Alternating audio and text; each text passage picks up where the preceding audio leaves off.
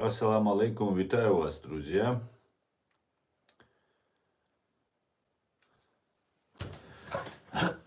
Сегодня, сегодня, сегодня у нас 12 февраля 2025 года, 17 часов 00 по Берлину, 19 часов, соответственно, по городу Джохару, друзья. Я вас всех приветствую. Наш стрим снова вещается на канале в YouTube Reality и на канале в TikTok Аслан Арцуев. Все, кто находится во временно оккупированной Чеченской Республике Ичкерия, либо в фашистской России, не пишите комментарии, не ставьте лайки, не распространяйте ссылку на ваш стрим. Смотреть безопасно, абсолютно безопасно. Все остальное небезопасно для вас, поэтому будьте внимательны, друзья, будьте осторожны. Ваша безопасность в ваших руках. Что еще, как обычно, перед началом, что мы говорили? Ну, давайте перейдем к сообщению от Генерального штаба Вооруженных сил Украины от 12 февраля 2025 года о потерях русских оккупантов. За прошедшие сутки уничтожено и ранено 1150 бандитов, 9 танков уничтожено, 27 боевых бронированных машин уничтожено, 53 артиллерийские системы уничтожены, 1 РСЗО, 1 антиаэркрафт, 164 БПЛА сбито, 1 крылатая ракета также сбита, уничтожена 121 автомобильная техника и цистерны и 1 спецтехника. Слава Украине, слава ЗСУ. Так, а теперь я жду от вас вопросы. Приветствую, Эркин Казах. Приветствую, Эркин. Слава Украине, героям слава. Героям слава навеки, навеки вечные. Пока мы собираемся, я вам немножко расскажу новостей. Новость, которая меня порадовала, я не особо жалую украинское СБУ, поэтому ради справедливости я вынужден быть объективным. Ради справедливости вынужден быть объективным. Итак, СБУ задержала главу штаба, обратите внимание, главу штаба антитеррористического центра. Его подозревают в работе на ФСБ. Как сообщили в Службе безопасности Украины, возглавлял операцию по задержанию лично председатель СБУ Василий Малюк. Он также входил в оперативно-следственную группу. По словам Малюка, следователям удалось задокументировать 14 эпизодов противоправной деятельности задержанного. Украинская правда со ссылкой на источники назвала его имя. Это полковник Дмитрий Козюра. Также через предателя СБУ долгое время передавала врагу дезинформацию, сначала в рамках контрразведывательных мер, а затем в рамках уголовного производства, добавили спецслужбы. Вот хотят, когда работают, как говорится, когда хотят, глава штаба антитеррористического центра, я думаю, там не один, наверное, может, был штаб, или это очень большая шишка, но человек в звании полковника. Вот такие вот новости поступают.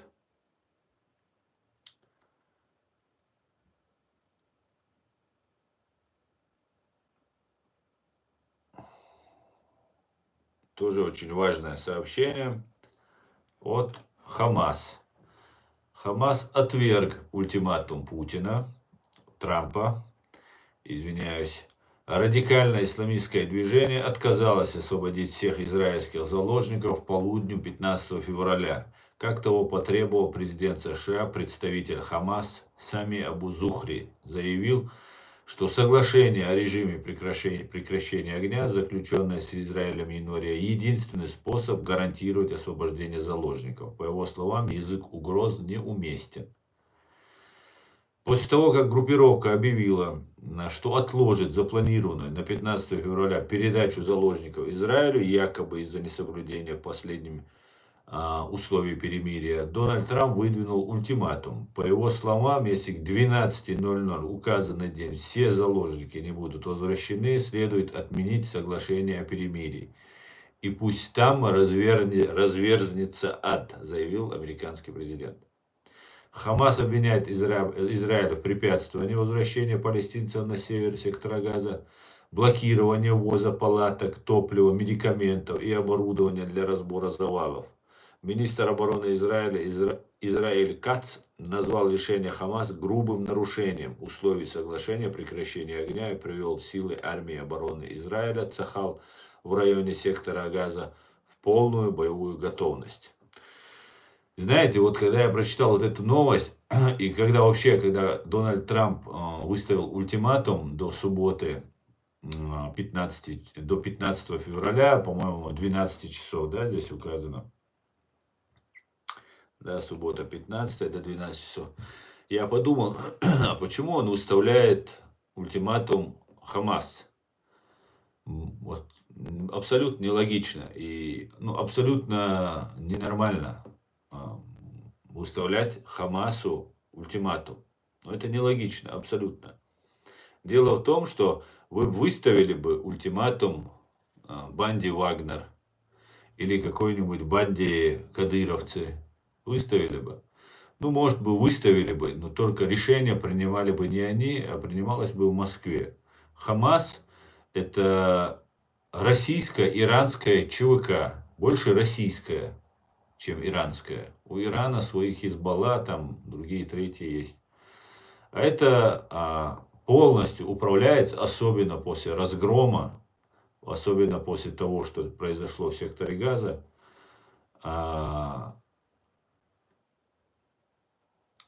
Им отступать они полностью зависимы сейчас от России, им отступать некуда. Они практически разбиты, но люди у них есть. И в том числе потому, что произошла массированная бомбардировка сектора Газа. Поэтому, конечно же, после такой массированной бомбардировки рекруты только добавятся. У кого погибли родственники, у кого погибли там знакомые, друзья, и эти люди, понимаем, что будут пополнять ряды Хамас. Вооружать и финансировать Россия умеет, поэтому не было никакого смысла выставлять ультиматум Хамас. Хамас будет использоваться Россией до конца, вот пока не закончится этот Хамас, пока не закончатся арабы Палестины, кто согласен будет взять оружие и воевать, под разными поводами, под разными причинами, личные причины у него, там какие-то патриотические, еще чего-то. Так сложилось. Я не знаю, как будет решаться этот вопрос, абсолютно не представляю. Вот сейчас Трамп выдвигает там разные версии, кто хочет, конечно же, должен остаться, на мой взгляд, если кто-то будет спрашивать мое мнение. Это также их земля, кто хочет остаться. Но нету никакого палестинского народа, как нету никакого кавказского народа, потому что это географические обозначения.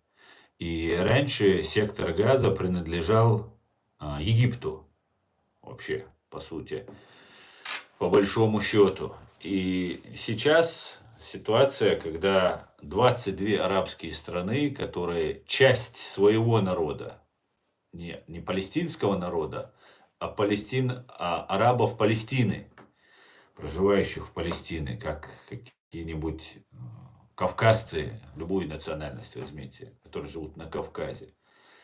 И это такие же арабы. Это как если бы одна позиция говорит о том, что если сейчас будет прецедент выселения арабов Палестины со своих земель, то это может послужить в дальнейшем другим малочисленным народам. Правда, арабы не малочисленный народ, это большой народ. Но вот арабы Палестины, которые находятся, вот их могут сейчас выселять, и как бы сейчас идет разговор вокруг этого. Особенно это касается чеченцев.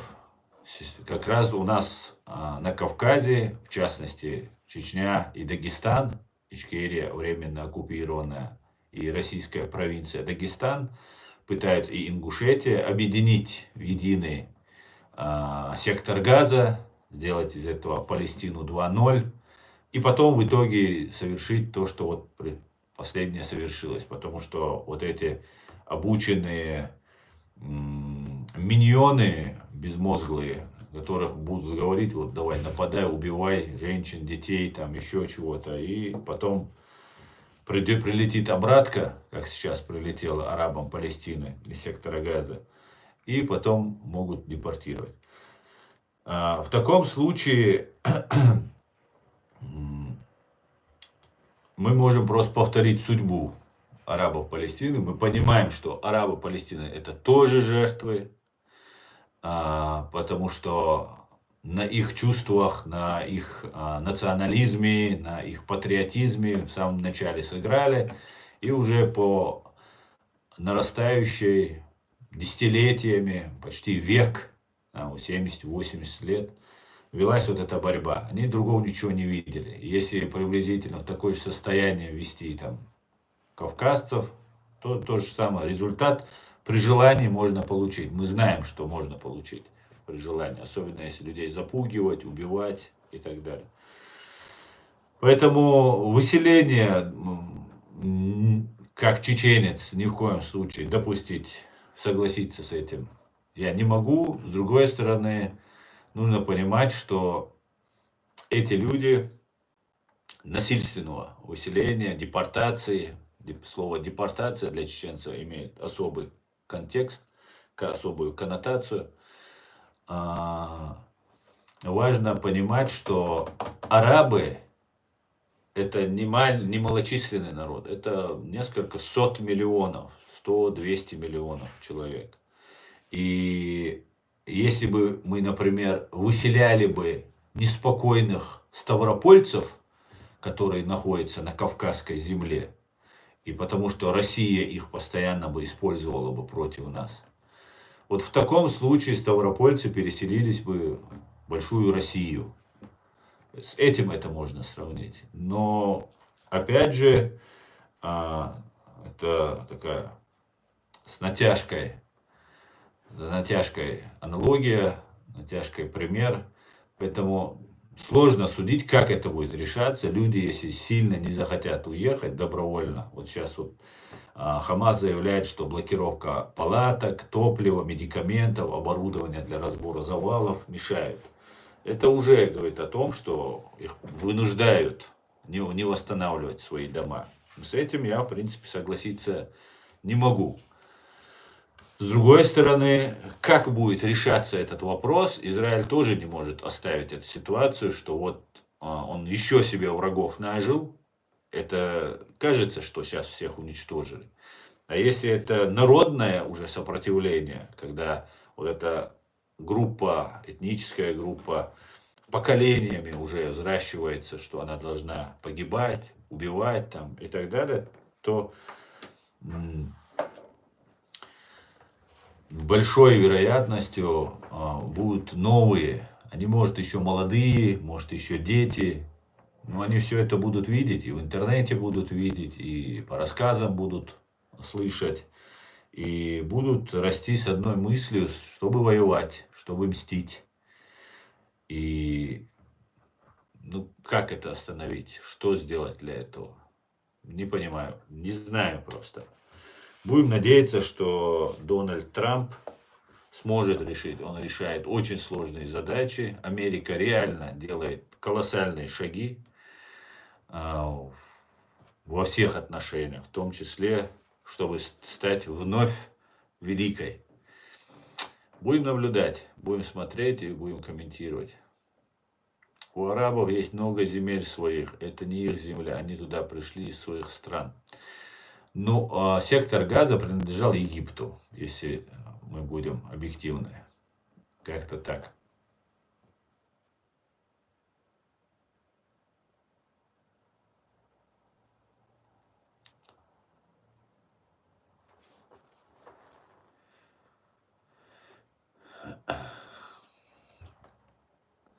все арабские страны нашего региона устали от Хамас и от Хизбалла тоже враг региона.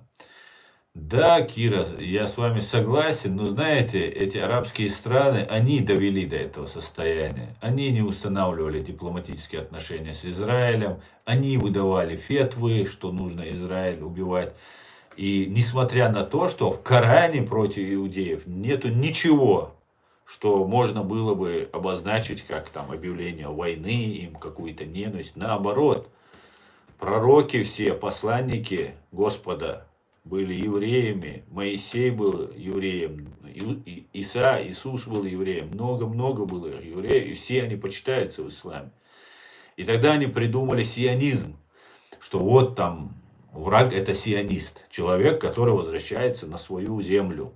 Вот и все, вся его вражда. Он хочет жить на своей земле. И вот теперь такой же вопрос возникает в обратную сторону. Через 70-80 лет, если вы не даете нам права в течение 70-80 лет построить свое еврейское государство, одно единственное, обращаю внимание, по сравнению с 22 арабскими странами, то вы тоже не имеете права тогда иметь свое государство. По логике так получается. Я не придерживаюсь этой логики. Я понимаю, что их земля, и это очень важно для любого человека, чтобы у них была своя земля. Ну как сделать так, чтобы сейчас заново не началась, не сейчас, через 10 лет, через 20 лет. Вырастут же, 10-летние мальчики вырастут.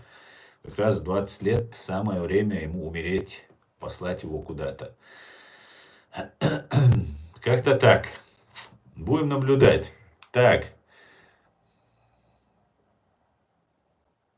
Шалом, шалом, юзер. Все хорошо, спасибо.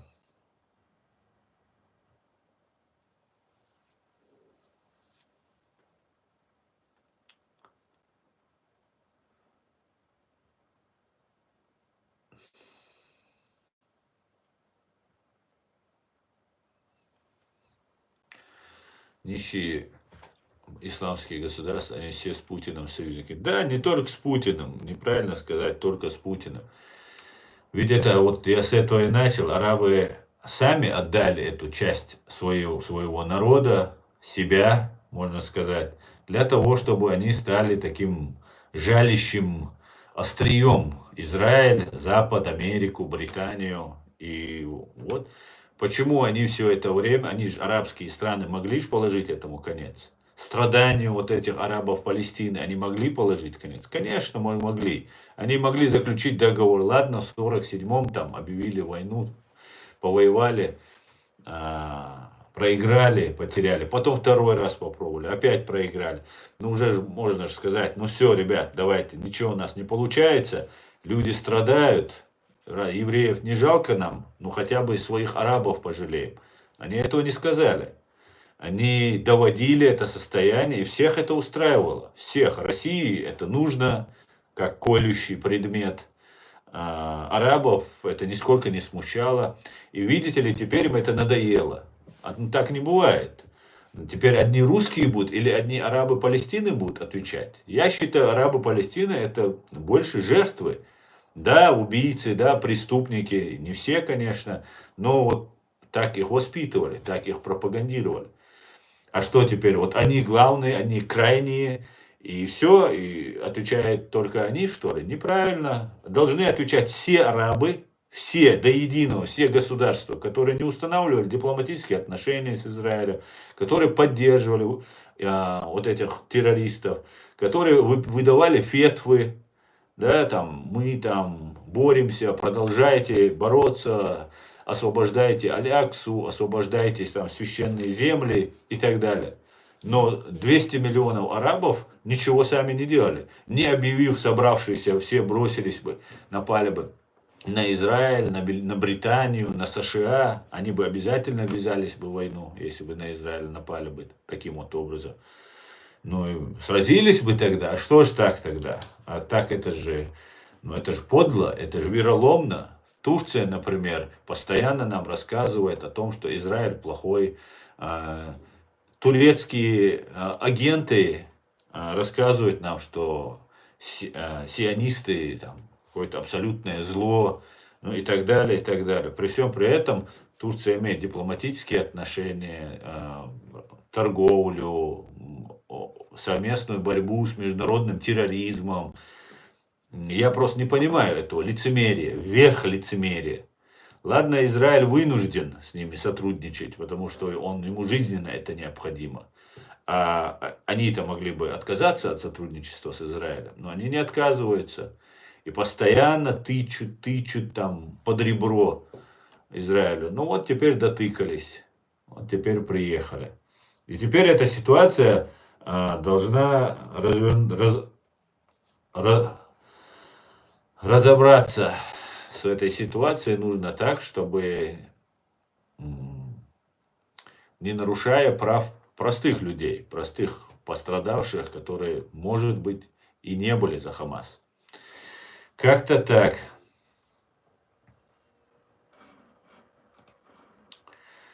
Давайте почитаем ваши комментарии.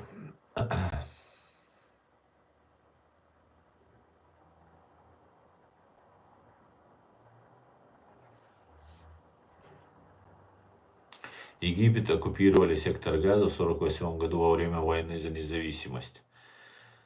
Ну, возможно.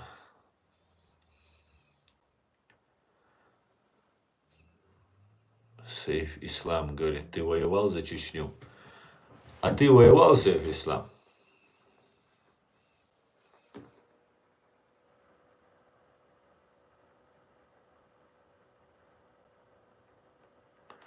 Хунха эбо око шеавол кес цан аур, шеавол бусол вук аур валла летер вол шуй. Рамзан 95, шеникай шуар. وشو دو از عشقشان دل و دنیا جا اوگر بیاستنیشان کلا دیشان کرو کلا قیستلتان اش شو دو اهوی تیته ملو بساب نابوش ملوش بوش 70 течение бига бел аш беш милош бу конкретно оушен бай абоиш аш беш милош буш қиет мен просто и та сказкш дюч да шен даг довок шен сама чудильнак что дальше да ечер да что темшин и сон Шаш гасқш душу, гасқшан даладель душу, гасқи пехота юшу царт наравно даларим шу цанах етер цан даладель тошу пехота юбош дил что нах аху дюц аху бусал ху керст бюц мичабу бусал мичабу объединяться деш мюш ху дюцеш дица она шумуду да хотя бы не крицан хуцайшца религиозник у Алла ичкерец у Алла аяз дари қитер вар аяз ешек вообще олар тауат и что мяз дешол.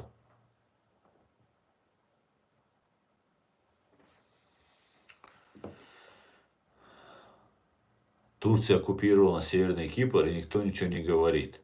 Говорит, почему не говорит, Ларри? И не признают оккупированные. А то, что лицемеры, согласен.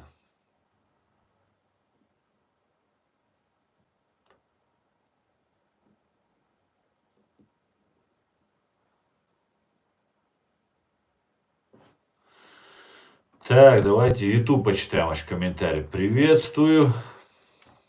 Нет доверия, говорит. Почему нет? Почему нет доверия Малюку? Так, слышал, что тоже несколько помощников мэра Киева, боксера, задержали. Они оказались пророссийскими агентами. Ну, я думаю, сейчас большая чистка начинается. Очень большая чистка. И мы стоим на пороге реально грандиознейших событий. Я так думаю.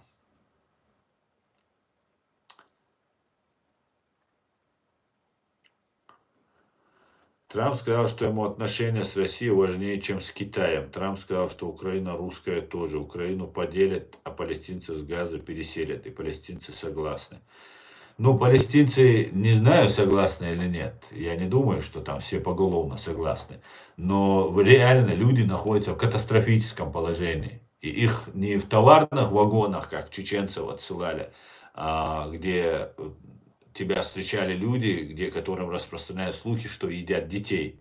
А к своим братьям-арабам, понимаете, братьям-арабам их переселяют на свои арабские земли. И то я против, еще раз, чтобы это было принудительно. Если человек хочет, да, то тогда должен уехать. Но если дают вам возможность, работу, это все арабы должны сделать. Это должна и Иордания сделать. Вот он с Абдаллахом встречался, с королем Иордании вчера, Трамп.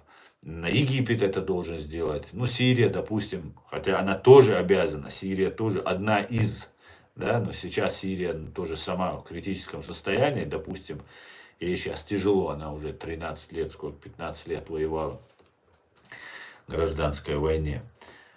Поэтому будем наблюдать, будем смотреть. Я просто не думаю, что палестинцы там все будут согласны. Ва алейк салам, Хабиб.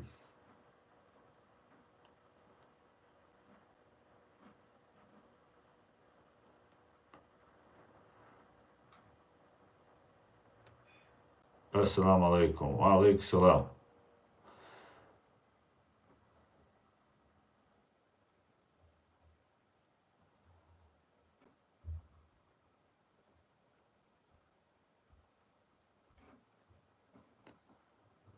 Арабы, как и славяне, очень разные и лингвистически, и культурно. Например, сирийцы и йеменцы очень разные и по культуре, и по языку, как русские и чехи. Да, конечно же, арабы разные, и они объединены по языку больше, чем по этнической принадлежности. Но, да, они разные. Это правда. Коли на Россия распадется на великі держави, то де восстання мира і всьому світу на Росія країна фашизму і нацизму це гнилой колос.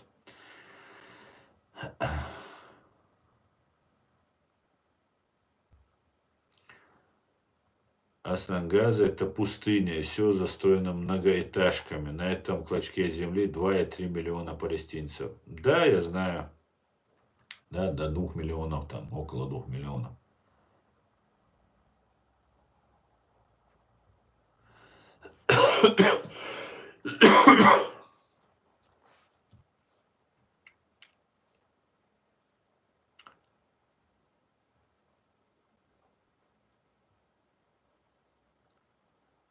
Славяне бьются, Америка потирает руки, говорит. Мне очень нравится, когда вы говорите, там, славяне бьются, Америка потирает руки, там, украинцы до последнего украинского солдата бьются и так далее. Так где они бьются? Объясните, где они бьются? На чьей земле они бьются? Что делают русские имперцы из России на территории Украины? Объясните мне. В чем проблема? Столько агентуры было, или у вас чего-то не хватало, у вас флот в Крыму стоял, продлили еще там на сколько-то там десятилетий аренду. В Крыму все русские были во власти, имеется в виду. Крымских татар ущемляли. Донецк, Луганск, все там русские во власти были. Все бандюги, все крупные предприятия. Все контролировалось, управлялось там, ну и украинцами, русскими и так далее. Я просто не понимаю. Вы так нагло лжете, что просто невероятно. Как? Как вы так умудряетесь не видеть объективно? Вы, как будто славяне, хотя я не знаю, российские, русские, все ли славяне там у вас? Как будто вы где-то там на необитаемом острове встретились и деретесь между собой.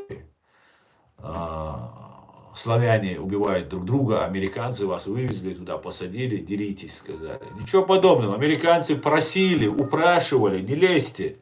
Не идите, не нападайте на Украину. Говорили же. Нет, мы сейчас, вы хотите историю, вы хотите Ленина памятник сносите, мы вам покажем денацификацию и демилитаризацию. Помните рожу Путина? Что-то он тогда о славянах не сильно пекся. Понимаете? А сегодня, например, нанес баллистические удары по Киеву. Кстати говоря, сегодняшний свой стрим я назвал «Шок. Россия отвергла мир?» Вопрос.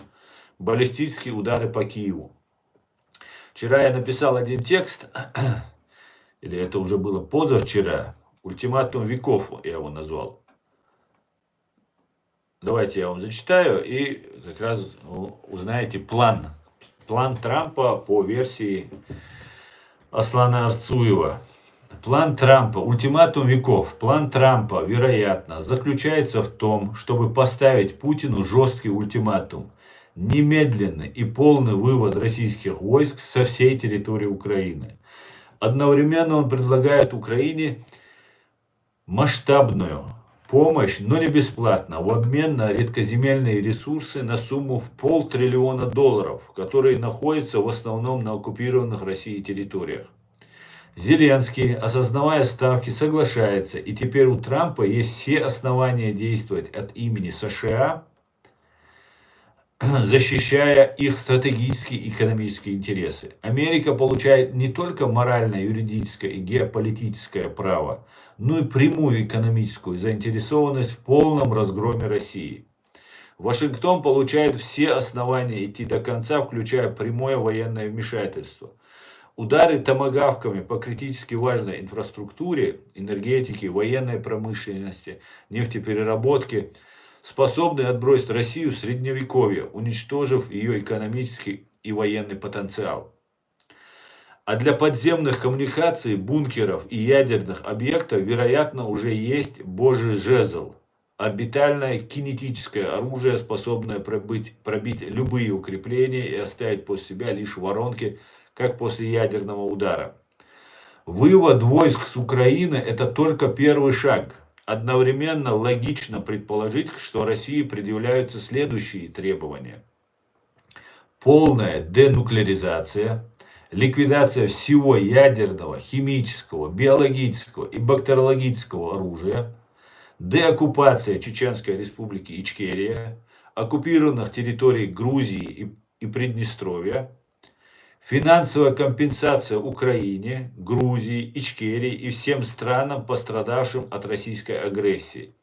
Сценарий первый: Россия соглашается.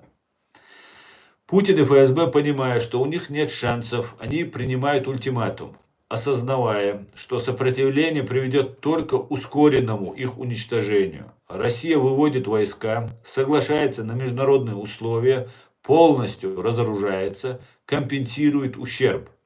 Взамен старой, в кавычках, элите дают отсрочку и гарантии безопасности. Никакого трибунала, никакого признания ФСБ террористической организацией.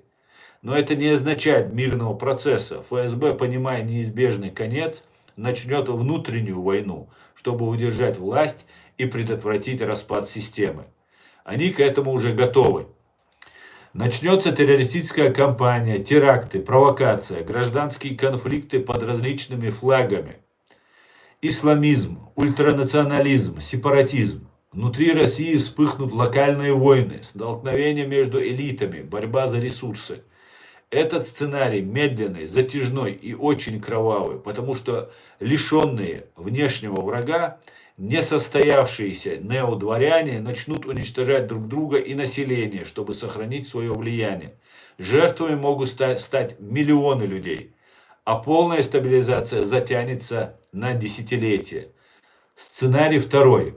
Россия отказывается.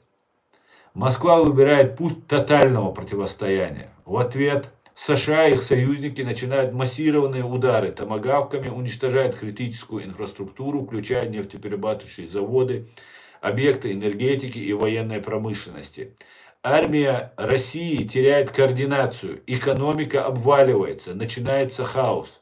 А затем по подземным бункерам, ядерным складам и коммуникациям бьет Божий жезл, разрушая любые убежища. Этот сценарий выглядит более радикальным, но он может привести к меньшим жертвам. Российское руководство поймет, что сопротивление бессмысленно, когда окажется перед лицом прямого военного удара. В такой ситуации массовая капитуляция неизбежна. Военное и политическое руководство сдаст страну, спасая свои жизни. Россия быстро теряет контроль над территориями, армия массово дезертирует, регионы начинают действовать самостоятельно.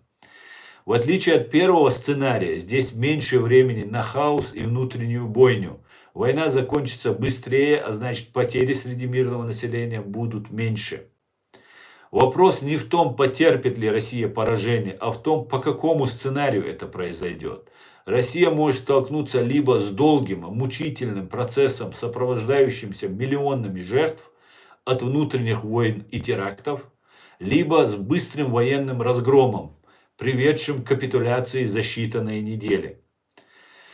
Учитывая, что ФСБ и нынешнее руководство России ориентируется на временной фактор, надеясь выжить, переждать и отсрочить неизбежное, а жизни людей их не волнуют, возможно, что ФСБ может все-таки согласиться на первый сценарий, но капитулируя с оговорками.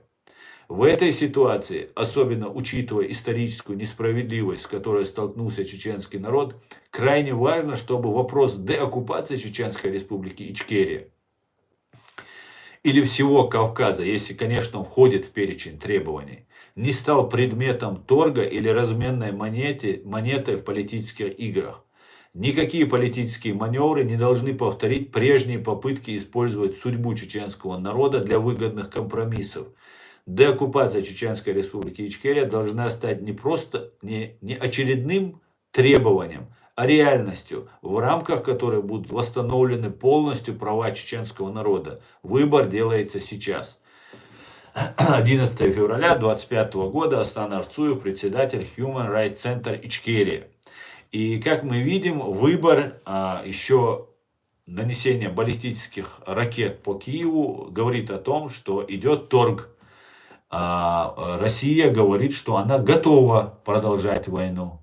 Американцы выходят из Совета по правам человека, из МУС и из других организаций международных, которые их могут привлечь за какие-то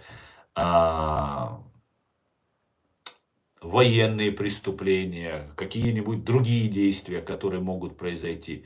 И мне кажется, это все ложится в одну канву.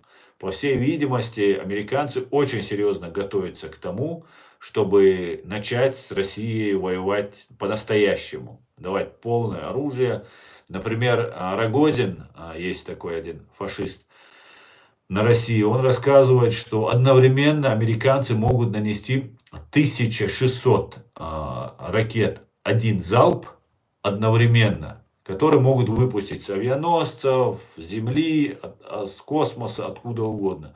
Илон Маск рассказывает, например, о Божьем жезле. Это кинетическое оружие, которое орбитальное, размещается на орбите, и оттуда вольфрамовые трубы, из них вольфрамовые снаряды запускаются вниз, и они фактически наносят удар как от метеорита, который падает на Землю, и сравним с таким небольшим ядерным зарядом, без радиации. Понимаете? Ни взрывчатки, ничего, никакой радиации, просто только лишь из-за скорости своей 12-18 тысяч квадратных километров в час со скоростью летит вот этот снаряд, и он может пробивать все, что угодно. Поэтому не зря сейчас Илон Маск и его SpaceX запускают вот эти ракеты в космос. Это делает, конечно же, американское правительство. Маск как бизнесмен, он бы не мог этим заниматься. И готовятся к очень серьезным событиям. То же самое, вот, например,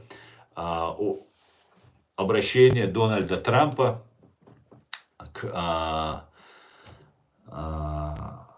ЦРУ, где он им сказал, что да, уходите на 8 месяцев, берите отпуск. Это может говорить о том, что пытаются исключить любую возможность связи с российскими спецслужбами. Потому что ЦРУ работает за пределами Соединенных Штатов Америки, и они очень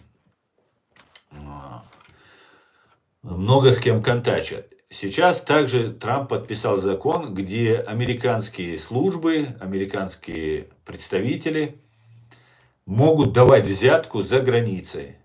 По-моему, как, если я не ошибаюсь, 70-х годов американские бизнесмены не имели права даже в самой коррумпированной стране давать взятку. Это считалось преступлением в Америке. Если ты даешь где-нибудь в Москве взятку, то это тебя приравнивает к преступнику в Соединенных Штатах. Сейчас он это отменяет, и все правила игры совсем по-другому уже начинают нам всем представляться.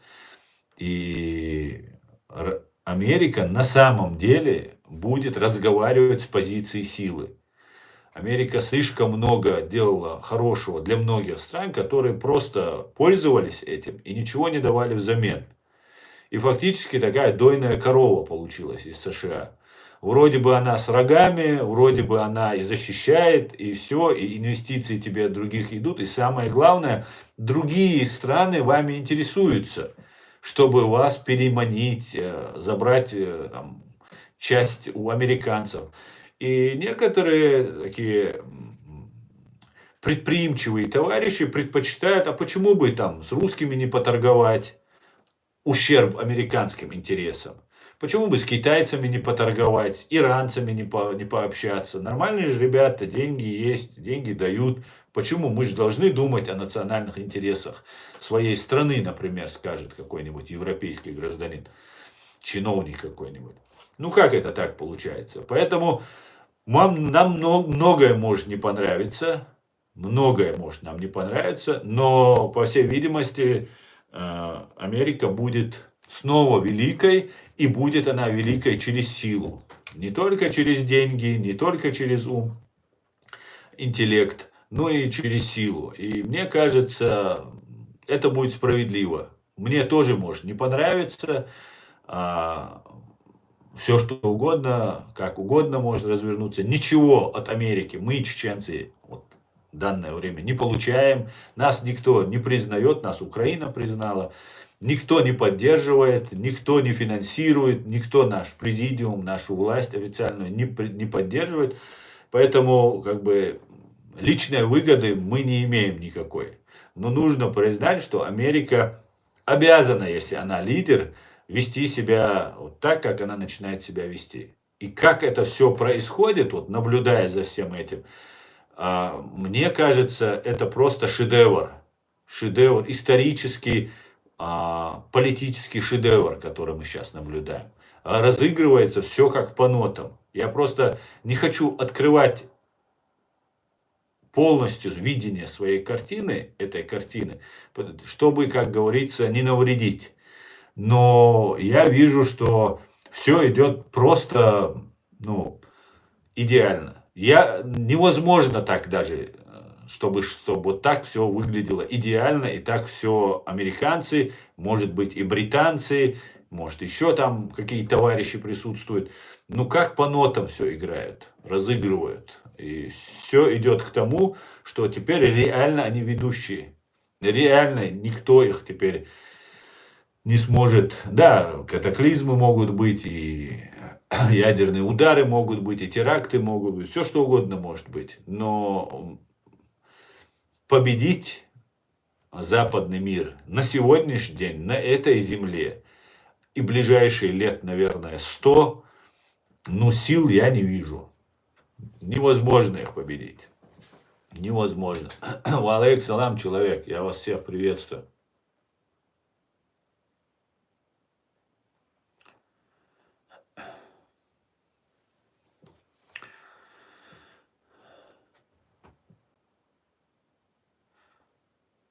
Жители Газа все с иорданским, египетским гражданством. О чем это говорит? Ну, если в таком случае, да, они готовы, конечно, к переезду. И, наверное, сектор Газа, ну, такой, не знаю я, друзья. Если не будет насилия, я за то, чтобы на территории Палестины наступил мир, и чтобы Израиль, люди, граждане Израиля жили в мире и процветали. Я вот за это. Конечно же, я против того, чтобы были какие-то там репрессии, геноцид, там, депортации и так далее. Но все должно быть сделано с умом. Я думаю, евреи умные люди, американцы умные люди, там еще есть, я думаю, умные люди. Поэтому я думаю, все будет нормально. Дай Бог. Дай Бог, дай Бог.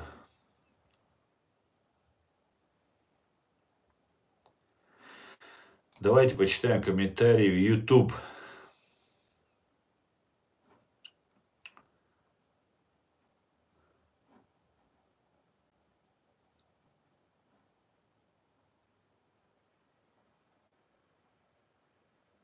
Палестинцы и израильтяне это один народ. Смотри, Нико Томас, чеченцы и кавказцы это один народ? Есть такой народ кавказцы? Мне кажется, нету.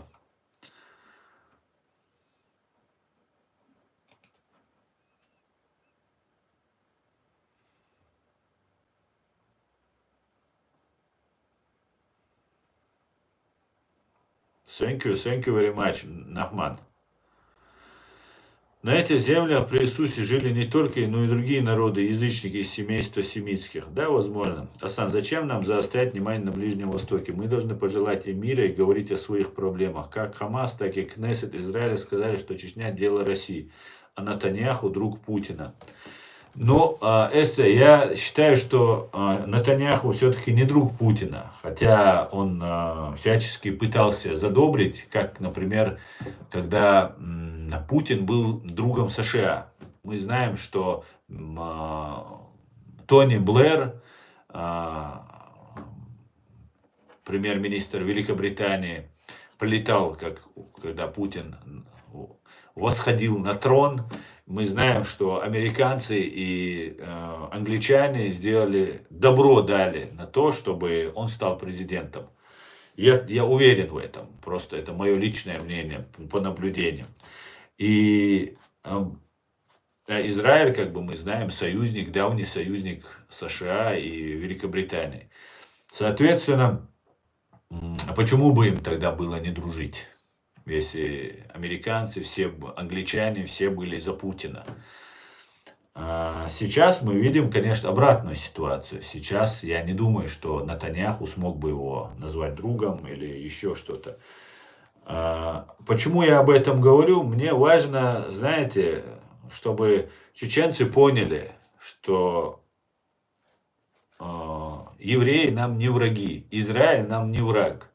Я хочу это объяснить чеченцам. Я хочу, чтобы чеченцы поняли, что да, арабы и евреи, они все говорили, хотя Кнессет 50 голосов, 50%, 50 на 50, там одного, по-моему, голоса им не хватило поддержать Чеченскую республику.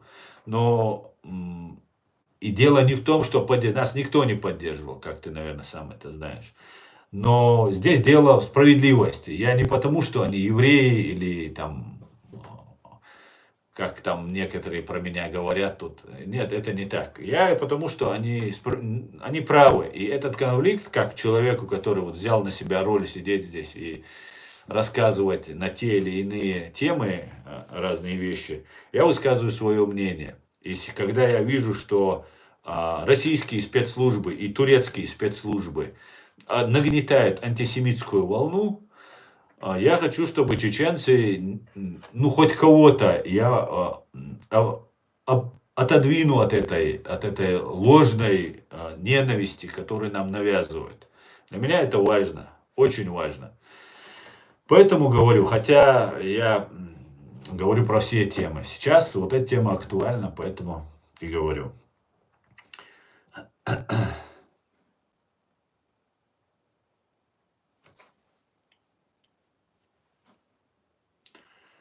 Добрый вечер, мы с Украины. Добрый, Дмитро, добрый. Шалом, привет с Украины. Шалом, витаю, Украина. Так, я немножко...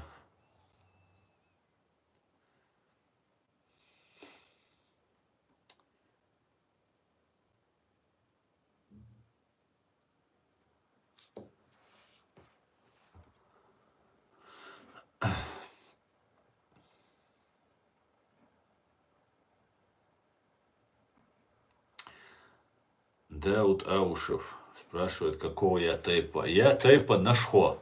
Знаешь такой тейп? Один из самых древних и один из самых больших тейпов. Знаешь такое? Нашхо. И Гэр Олцуна Мазархоусу. Наш хламтир муцар юртар. Цер котир таролш. Орци асланусу. Амзетикант.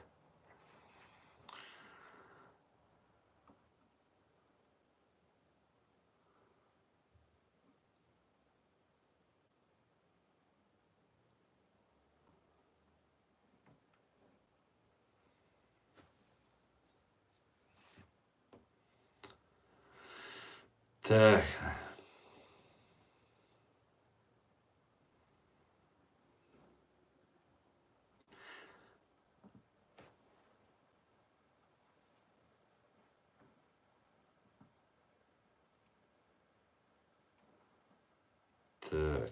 так.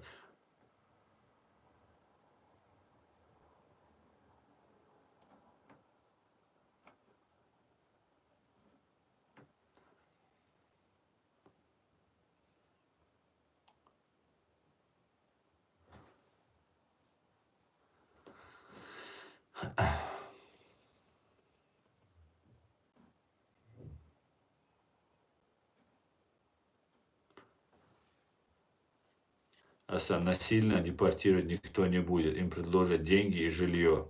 Ну, я думаю, да, и в таком случае какие вопросы? Полный вперед.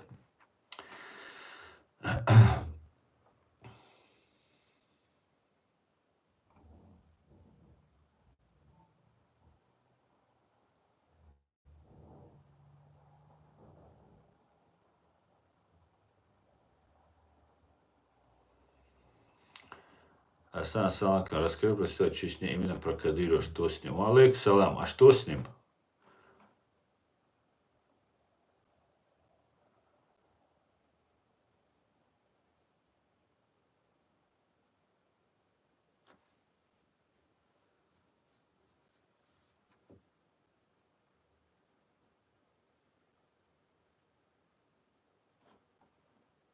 Так, я смотрю, тут активизировались зетники, да? Алейкум салам, юзер.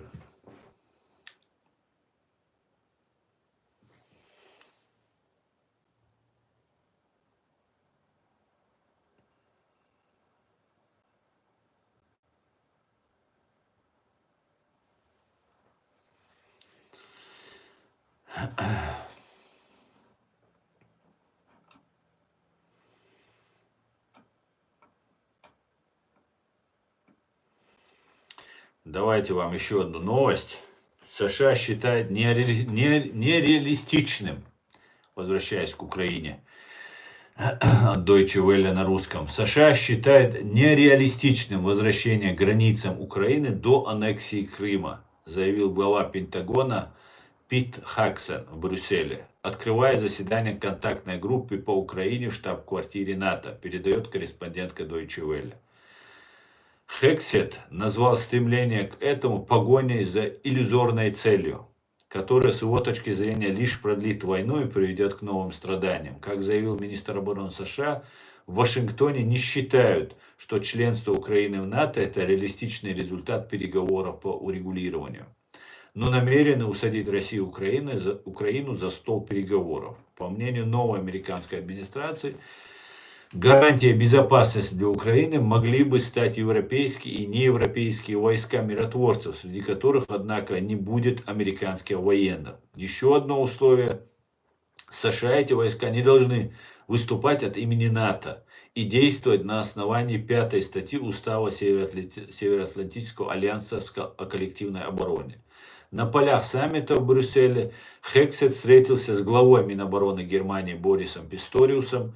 Их разговор продолжался более 40 минут и частично происходил наедине, сообщают СМИ. Писториус назвал беседу открытой, честной и дружеской, а также плодотворной. Обсудили, что мы можем ожидать в ближайшие месяцы и годы, каковы наши обязательства и с чем мы сталкиваемся и каково будущее нашего сотрудничества, сказал министр обороны ФРГ Борис Писториус. Ну, смотрите, идут переговоры, как я зачитывал вам только что вчерашний текст. Я более склонен был к тому, что они капитулируют. И, скорее всего, выборы президента Зеленского, о чем говорят, что вот мы Крым временно, вероятно, до Крыма сейчас идет речь, оставят в составе России. Идут какие-то переговоры. И я считаю, что все-таки какое-то достижение мира все-таки может быть. И нанесение ударов сегодня баллистическими ракетами – это тоже ответ во время переговоров России, что мы типа готовы идти дальше и так далее. Поэтому всех деталей, всех вещей, всех моментов мы не знаем, конечно, но нужно полагать, что переговоры активно идут. Активно идут.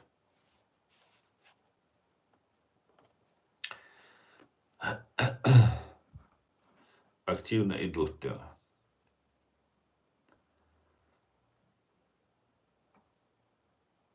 Посмотрим, что будет. Будем наблюдать.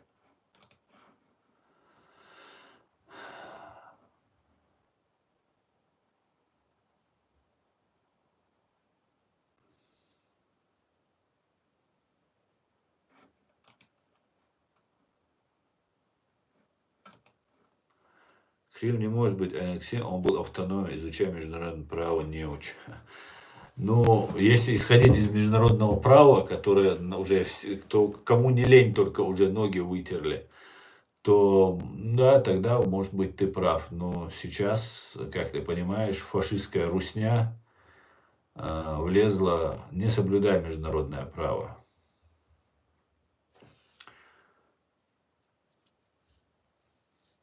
Koordination. Hoe koordineerson? Onze diets woja. Zeg koordineer. Hawa is çoğu mu beşbek. Yende meri Rusya la yok mu? Kıyık şuk Rusya da.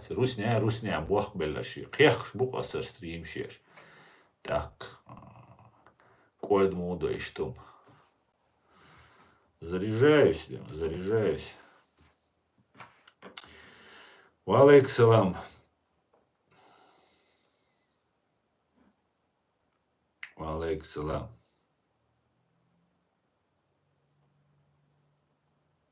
Чей Кавказ, говорит. Кавказ мой, я король России, ну, кроме Ичкерии, Грузии, это не мое, это чеченцев, грузина, а моя Россия, я король России, царь. Хорошо? Ты забыл, что ли, что я царь? Я 100 раз лучше вашего Путина был бы.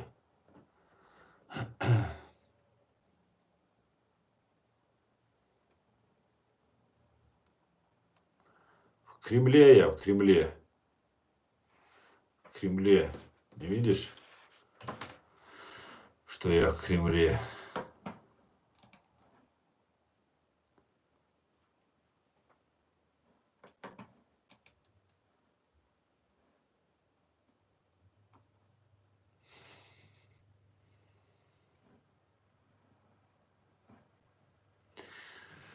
Так, нет международного права. Кто сильнее, тот и прав. Пример войны евреев и арабов.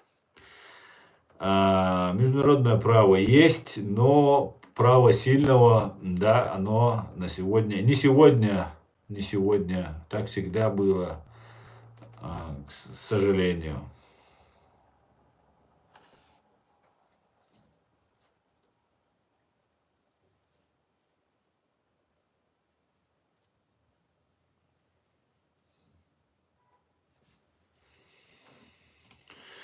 К сожалению. Так.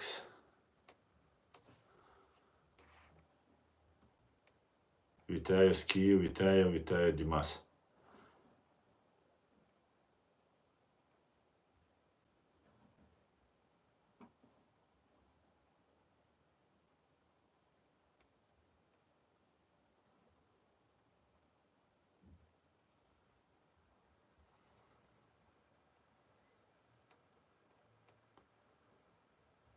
Поэтому мы должны стать сильными, да?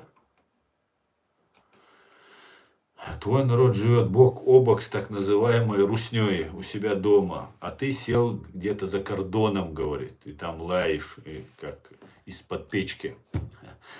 Ясно. Знаешь, Евгений, мой народ после убийства 300 тысяч наших граждан, в том числе наших русских граждан, был оккупирован. И вы фашисты, самые настоящие. Больше фашни на земле, кроме вас, русских имперцев, найти невозможно просто. Аморальные, жестокие, лживые, двуличные, лицемерные, циничные твари. Понимаешь? Вот ты лично, я это обращаюсь к тебе, за то, что ты мой народ оккупированный, называешь, что он живет бок о бок. Бок о бок он живет и в тюрьме, если в тюрьму посадить, понимаешь? Вот и все. Почему сейчас украинцы сотни тысяч гибнут, хотя они вам ближе, чем нам? И там русские гибнут, украинские русские. Потому что не хотят жить с фашистами такими, как вы, понимаешь? Это сейчас у вас все чеченцы, там ваш Путин сидит, я чеченец, я дагестанец, я там этот и так далее. Что-то я не помню, как вы квартиры сдавали кавказцам, как вы чеченцев убивали, преследовали, репрессировали. Вы что, забыли, что ли? Так вот мы не забыли, в отличие от вас. Понимаете? Мы не забыли. Помним очень хорошо, как будто вчера все произошло. Это вчера и произошло.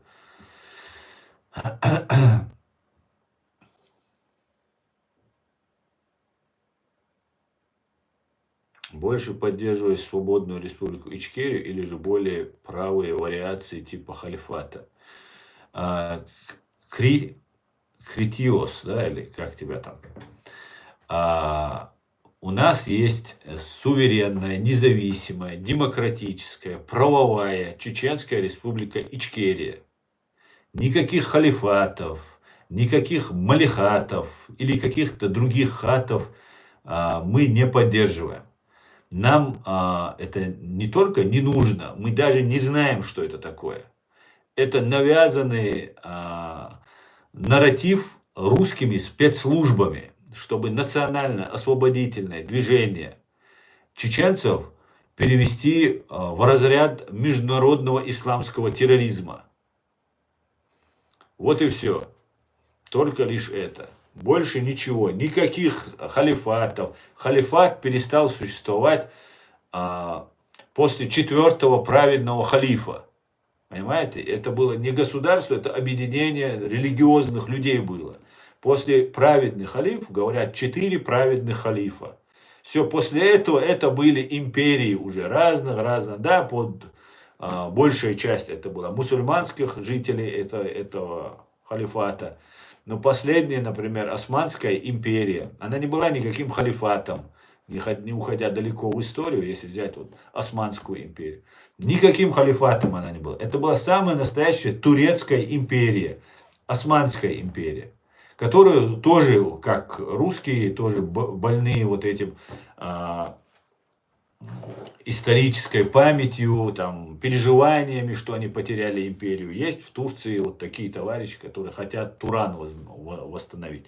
Тоже создать турецкую империю. Ну и заодно, кого получится, тоже втянуть в это. Поэтому у нас есть свое государство. Демократическое, правовое чеченское государство. Государство для чеченцев. Там могут жить все. Я полагаю, ты грек. Греки там у нас могут жить. У нас все там могут жить. Не имеет значения. Кроме фашистов и русских империалистов. Русские, наши граждане, они вполне такие же права, как и я, и любой другой чеченец, имеют право баллотироваться в депутаты, в президенты и все остальное. Все права у всех должны быть. Мы, чеченцы, демократы по сути своей.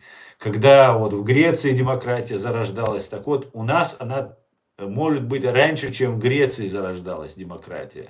Понимаете? У нас никогда не было феодализма, никогда не было сословий, никогда не было рабов. Мы были общество свободных людей. Всегда. Всегда. И всегда это общество было демократическим, демократичным было. Где присутствовал плюрализм мнений, свобода слова, выборность. Избирались на каждый период, на определенную власть избиралась.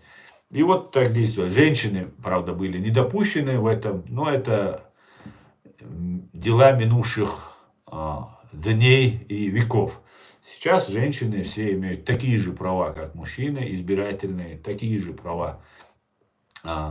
Дееспособные, совершеннолетние, имеют все, вне зависимости от расы, пола, конфессии и так далее.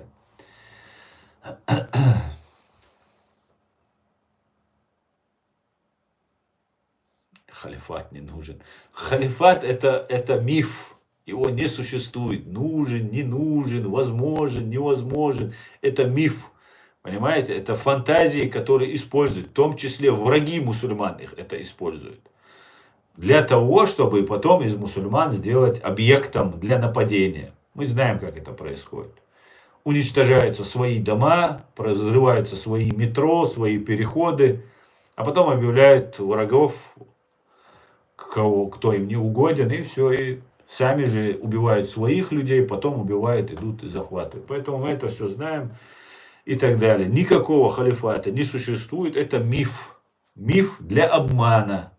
Вот у нас тут одни некоторые деятели сидят там в Европе, в Турции, мы халифат построим, мы там государство там построим, мы что-то построим. У нас есть государство. Они хотят что-то новое построить. Новое, для того, чтобы что-то новое построить, им надо пойти спросить у Путина, у России. Потому что мы образовались, как все государства, после искусственного развала Советского Союза. Как все на равных. Мы одни из первых все свои атрибуты власть избрали, все это установили. Просто мы были первыми, на которые Россия напала. И потом все до единого согласились с этим и сказали, ну ладно, уничтожайте их всех. И это тоже мы не будем молчать и тоже забывать не будем. Поэтому у нас есть государство, и мы собираемся его деоккупировать. И деятели, которые сидят и рассказывают, там герб нельзя, там изображение с волком. Ну докуда нужно дойти, вот человеческое, вот, я не знаю, невежество, наглость, цинизм, лицемерие, когда изображение человека нельзя вывешивать, говорит, в Коране, в исламе. Нельзя животное, человека вывешивать и поклоняться ему как Богу. Ну, это уже идолопоклонничество считается. Ни в одной религии это нельзя. И в исламе это нельзя. Так вот, они от нас утаивают, что нельзя поклоняться. И говорят, нельзя изображение животного с глазами там, или похожего на человека. Но они не говорят, что дальше нельзя ему поклоняться. Просто нельзя. А нельзя, потому что это ФСБ говорит. Потому что у нас на гербе у нас волк. С глазами, как положено. И они говорят, его нельзя. То есть свое государство они готовы уничтожить в угоду ФСБ.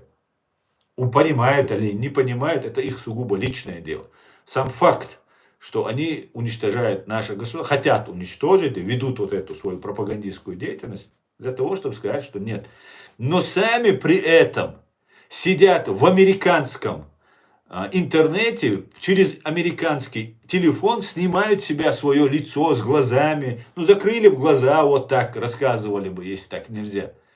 Насколько нужно быть лицемерным и циничным или просто тупым, чтобы вот эти вещи говорить. Изображение на гербе, не фотография даже, нарисованный волк, это запрещено. А ты сам сидишь и рассказываешь, твои глаза видно, а вдруг кто-то начнет на тебя поклоняться.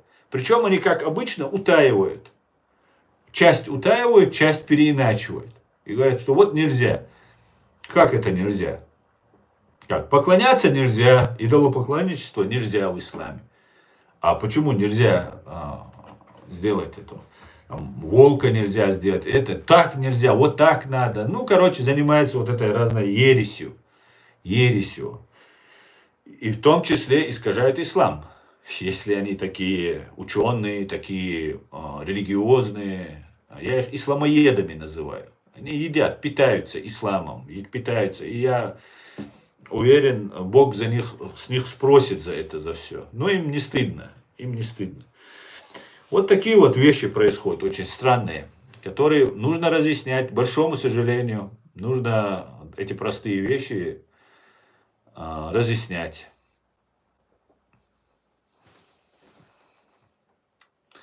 Ва алейкум салам.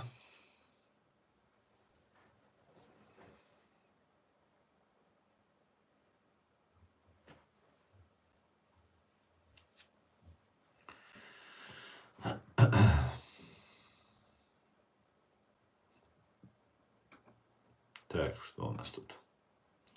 Ой, я смотрю, вы тут настрочили.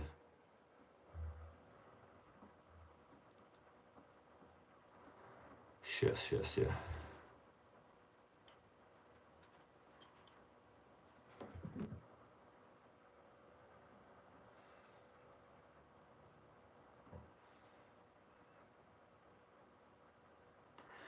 Аслан, царь России, ты на истине. Спасибо, Маша. Да, хорошо, приму этот нелегкий пост и стану царем России. Хорошо, уговорили. Мне пришлось несколько раз сказать, Маша, пока вот ты согласился с этим. И ладно, буду их царем. А беру тебя своим заместителем, Маша. Будешь моим замом.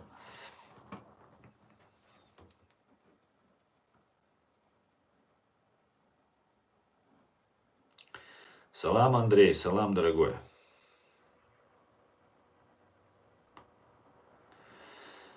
Чеченцы больше не попадутся на такие уловки, что с чеченцев начнет Третья мировая война. Это будет всемирный джихад. Это поднимутся черные флаги с Хурасана. Попадутся. Попадутся. Если мы не будем ничего делать, то попадутся.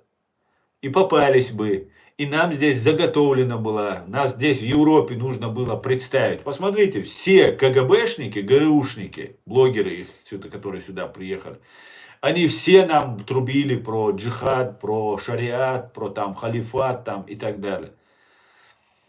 Сейчас, правда, они быстро переобулись, все демократами стали. Но 5 лет назад у них совсем другая была задача. И нас нужно было отсюда депортировать. И дело в том, что мы не молчали. Вот поэтому нужно не молчать. Самое главное, мы должны анализировать, не молчать, о себе давать, узнавать окружающим, чтобы не думали, что мы какая-то закрытая группа, которые там радикалы, утром детей едим, вечером там кровь пьем, еще что-то делаем. Мы должны объяснять, что мы нормальные, адекватные люди и самим между собой также поддерживать контакт, чтобы нас не использовали. Вот появляется, вот нацистская теперь свастика появляется. Об этом я много раз говорил. И нужно вновь и вновь повторять об этом. Вот сперва они нам запустили вот этот радикальный исламизм, который привел к катастрофе просто. А теперь они запускают напротив этого исламизма есть воинствующие атеисты. Тоже, но за ними как бы народ не пойдет. У нас народ верующий, поэтому много адептов у них не будет. Но появляются националисты. А националисты, да, их будет побольше. Потому что в этом смысле чеченцам уже осточертело вот это все, вот эта вся религиозная, вот эта ложь, обман, манипуляции. Это просто с ума сходит. Даже не могут объяснить чеченцы до конца, что происходит. Но понимают, что уже просто это уже невозможно выносить. Понимаете? Столько лжи, вот начиная от сидит себя на камеру снимает, и герб нельзя. А тебя можно показывать тогда? Тебя снимать, значит, можно. А вдруг кто-то на тебя молиться начнет? И тогда это не опасно, да? Вот эти вещи, вот в таком плане, нам нужно разъяснять. И мы будем разъяснять. И все отлично, все получается. Дал Бухастов. Сову националист, демократ. Отлично, Жовгар, что ты националист, демократ, это супер. Но нужно, знаешь, чтобы еще была золотая середина. Но когда у нас было духовное управление мусульман Чечено-Ингушетии в Советском Союзе, вот эти муфтии, вот эти все муллы, то они... Мы все знали, что они работники КГБ. Мы не верили тому, что они говорили. Да, они нас хоронили, они нас женили, но религиозные обряды все соблюдались. Но мы знали, что они КГБшники. И наш мулла в мечети сам говорил: не делайте, что я делаю, делайте, что я говорю. Понимаете? Если он идет стучит в КГБ, то вам не надо идти стучать в КГБ. Вы просто делаете, что он говорит вам в исламе. А то, что он не придерживается, ну, видите, какое лицемерие было, какие двойные стандарты были. И все прекрасно понимали. И понимая нашу набожность, нашу религиозность, нашу нравственность, а она исходит в первую очередь от божественной силы, в первую очередь, я считаю, нам начали, понимая, сейчас украинцам национализм, кстати говоря, я очень много предупреждал украинцев, что вот ваш национализм будет превращен в нацизм, как наша религия была превращена в радикальную форму. Это легко делается, пару десятков провокаторов впускается туда, а в Украине они и среди националистов давно там уже осели, сидели. Вот у нас точно так же было. И вот против вот этого КГБшного ислама у нас появился так называемый ваххабизм. И все ринулись изучать, потому что это истина. Вот такое понимание было. А это специально делается, когда они понимают, они же прекрасно мониторят, они знают, что им не доверяют. Сидит население, не бунтует, ну и слава богу, вот они сидят. И дальше вот изображают вот эти двойные стандарты. И понимая, что люди начнут искать смысл, и в том числе в религии, они начали сразу же нам загонять вот этот радикальный ислам. Сперва он не был абсолютно радикальным. Я очень хорошо помню это время. Я помню, я как раз в этом возрасте был, когда я все как губка впитывал все это. И он был очень добрый. Все, кто говорили про это, они самые добрые люди были. У меня друзья были вот на этой волне. Я потом на эту волну подключился. Потому что я уже тогда учился в Петербурге, уже Первая война закончилась. Я приезжал домой, уже у нас это начало сильно после Первой войны это распространяться. Деньги у них были, кстати говоря, братья-мусульмане финансировали. Опять же, через, может быть, Турцию, может быть, через Иорданию, может быть, через Палестину и так далее. И нам вот рассказывали, что вот у КГБ был нечистый ислам, а вот это чистый ислам. То есть они сети расставили, что все, кто побегут от КГБшного вот этого ислама, прибегут в ваххабистский ислам. А он добрый, красивый, честный, фундаментальный, глубинный. А всем хочется истину познать, изучать. Всем хочется до сути докопаться, до правды. И таким вот образом нас ловили в сети. То же самое сейчас происходит вот с этими националистами. Сейчас массированно вброс идет, и вот свастика вот у них вот это в виде чеченского орнамента, узора, где-то там они частично, чуть переделано, подогнали под это. И вот смотрите, это историческое там. Никогда я этого не видел, не слышал, чтобы мы свастику поднимали и носили. Но это очень удобно, чтобы Запад от нас отторгся, как от радикального ислама, так же от свастики. Посмотрите, сейчас Илон Маск скинул руку. У него продажи в Германии, например, упали Тесла. Не любят это люди. А если это еще накручивать дальше, особенно это не Илон Маск будет, а какой-нибудь молодой чеченец, которого нет там несколько сот миллиардов долларов, и он не такой известный, как Илон Маск, у него будут проблемы. Пусть скинет руку от сердца к солнцу и посмотрим в Германии, насколько его оштрафуют или посадят даже. Поэтому эти вещи нам нужно понимать именно сейчас. Они нам вот этот ваххабизм здесь в Европе раскручивали вот, через этих своих блогеров. Теперь вот этот национализм раскручивают. А самое главное, это золотая середина. Нам не надо ни туда, ни сюда. Мы есть патриоты, националисты, мусульмане, демократы, суверенная, независимая, правовая Ичкерия. Вот что у нас есть.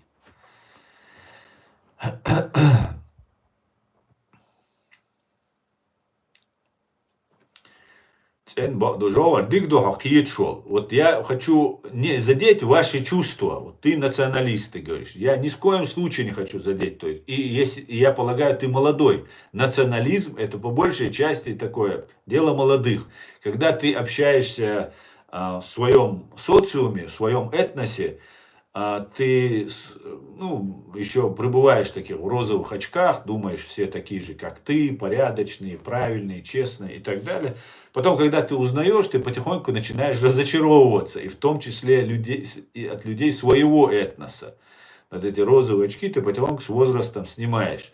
И ты понимаешь, что если чеченец попался плохой тебе, то русский мог оказаться хорошим, украинец, еврей, немец.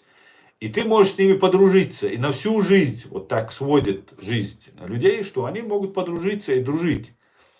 Разных национальностей, разных культур люди общаются и дружат.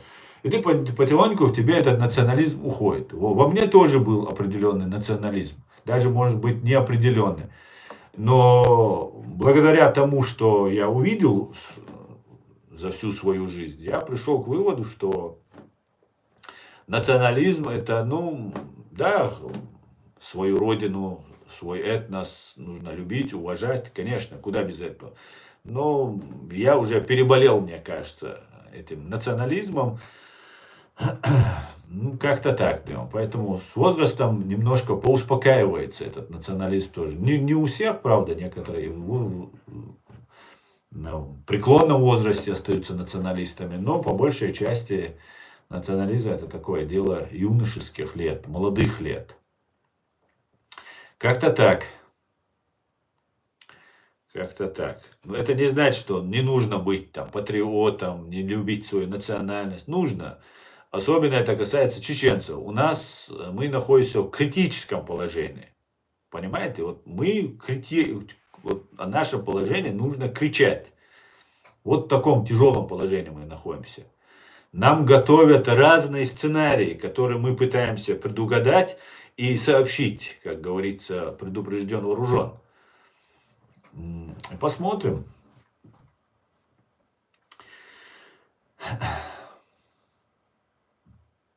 Флаг одной из империй у тебя за спиной. США империя. США самая крутая страна. Смерть врагам Америки. Слышал такое выражение?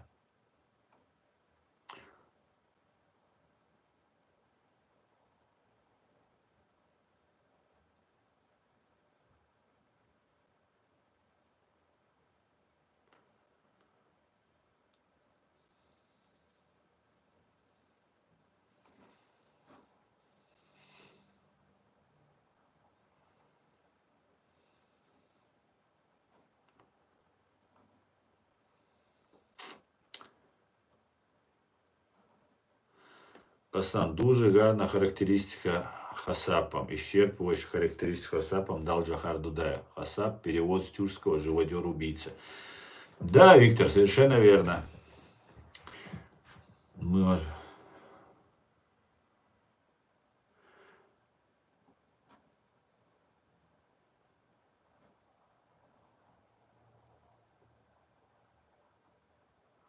Так.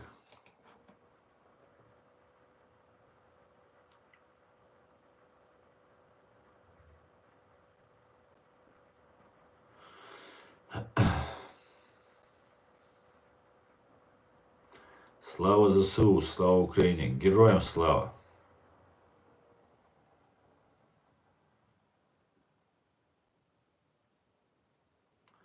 Ва алейкум салам, Азамат. Так, я смотрю.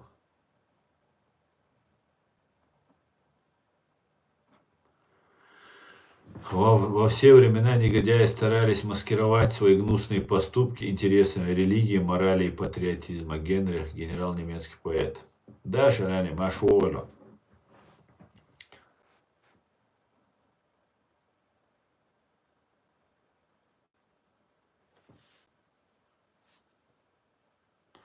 А во время войны люди объединяются, и многие украинцы объединились, и 90% поняли, кто их враг. Да, это совершенно верно. Салам, брат.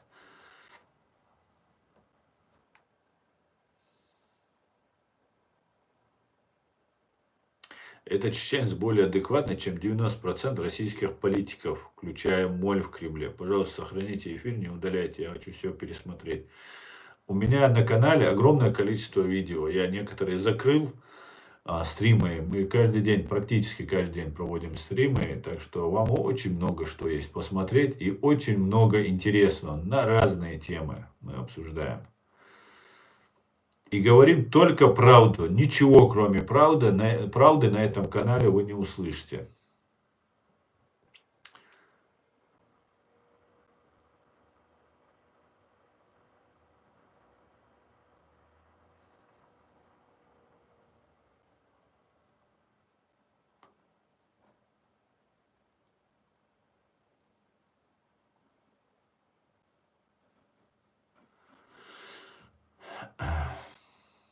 Только знаете, РМ, почему вы мне про 90% российских политиков говорите? Причем здесь Россия? Мы не россияне.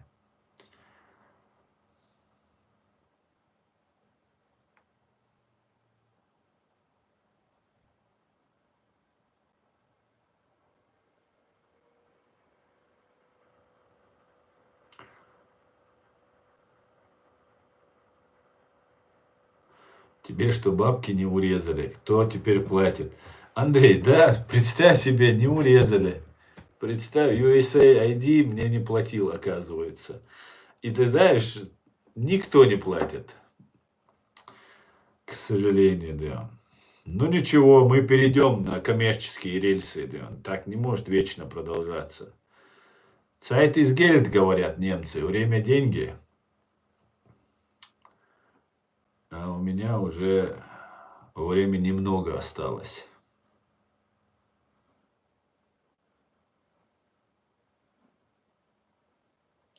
Нас, украинцев, 40 миллионов. Мы маем свою армию. 10 миллионов для обороны, та 4 миллиона для наступа на Москву. Петро Лещенко. Да, да вы уже победили, Петро. Вы уже победили. То, что вы сдержали их, это была уже первая победа. Вы победили. И победите. Главное, самое главное, на чем мы споткнулись, украинцы, это на внутреннем враге. Самый главный враг – это внутренний враг. Это не просто оборот речи, там, как ваши там, разные там, политики, писатели, ученые говорили, там, кто там, афганский, по-моему, кто-то сказал, 9 патронов для врагов, 1 патрон для врагов, 9 патронов для предателей нужно иметь. Мы на этом погорели, понимаете? Мы на этом споткнулись. А лицемерие, двойные стандарты просто невиданных высот у русских. Вот их агентура, ну, нужно признать, могут, да, могут врать, обмануть могут.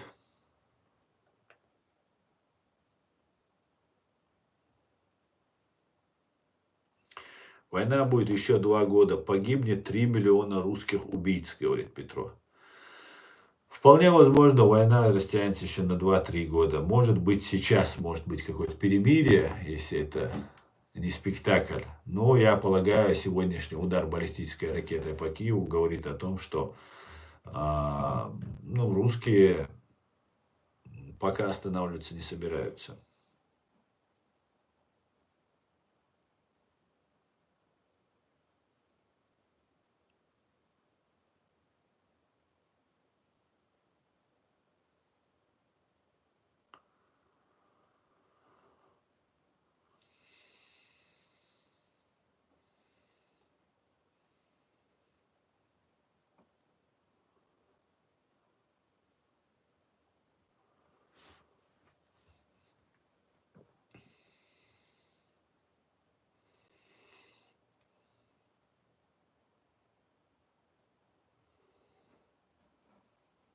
Так, ты прав.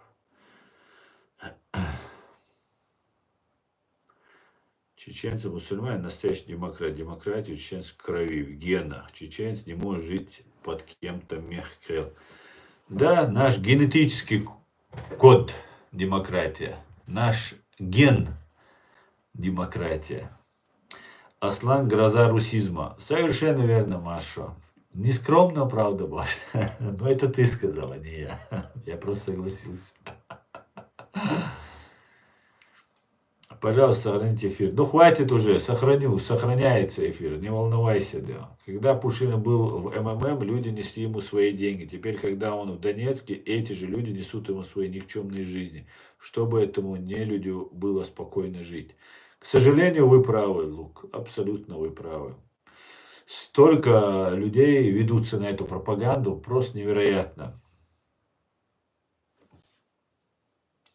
Говоришь, как наш первый президент Джохар. Ну, до Джохара мне очень далеко, я тебе честно признаюсь. Между нами говоря, Бог, да? Так, ассаламу алейкум. Алейкум ассалам. Аслан, ты изучаешь английский?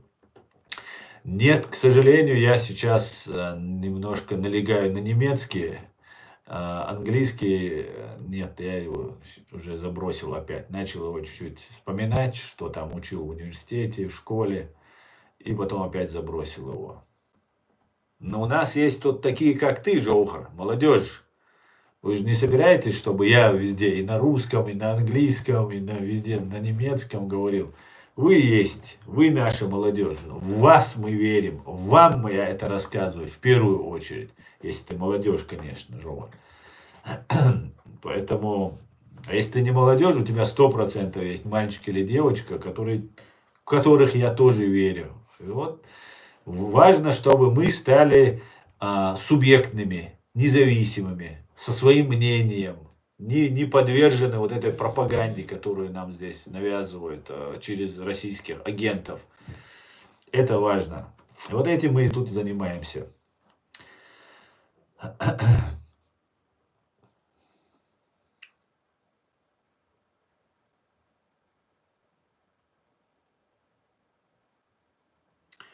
Один чувак утверждал о том, что в Торе упоминаются чеченцы, и с Чечни начнется Третья мировая война. О Торе ничего не скажу, но считаю, что Третья мировая война действительно начала отчет с Чиры. Твое мнение?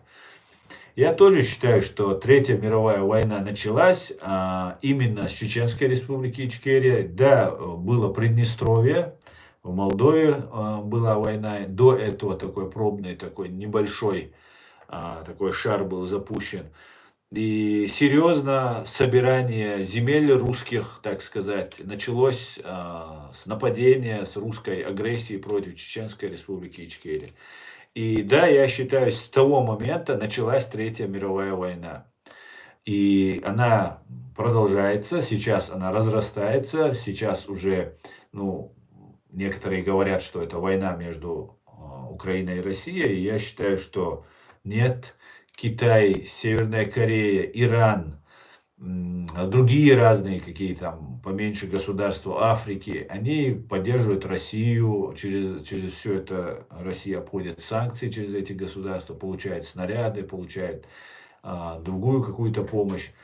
То же самое мы видим по отношению с Украиной. И Соединенные Штаты, и Европа все поддерживают, и скорее всего конфликт, если сейчас он не будет улажен, разрастется до еще больших размеров. Еще больше. Поэтому я считаю, Третья мировая война идет уже, на мой взгляд. И началась она именно, можно уверенно сказать, именно с агрессии фашистской России против чеченского народа и государства. Уважаемый Асан, огромное спасибо за тщательное, то есть за подробное разъяснение о искусственно внедренной религии в Ичкерию со стороны спецслужб России. Пожалуйста, Фарваз. Правду говорить легко.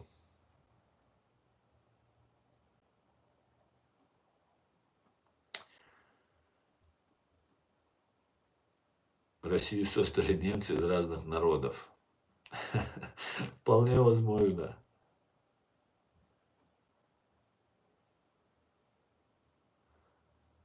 Так. Автор ментально похож на Джохара Дудаева. Говорит, это прям свежий поток воздуха. Берегите его, чеченцы. ФСБ боится таких. Могут прикласть усилия для устранения. Спасибо за столь высокую оценку, но мне далеко до Джохара. И если то... Так. Она похожа немного и внешне на Дудаева, наверное, потому что мама Дудаева была из Тайпа Аслана. Да, кстати, Нашо, у него мама была Нашо, да, совершенно верно.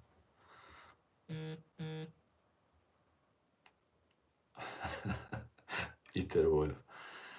Так, Асан, как вы думаете, что необходимо сделать независимой Ичкерии первым делом? С кем преимущественно ей необходимо строить свои взаимовыгодные и дипломатические отношения?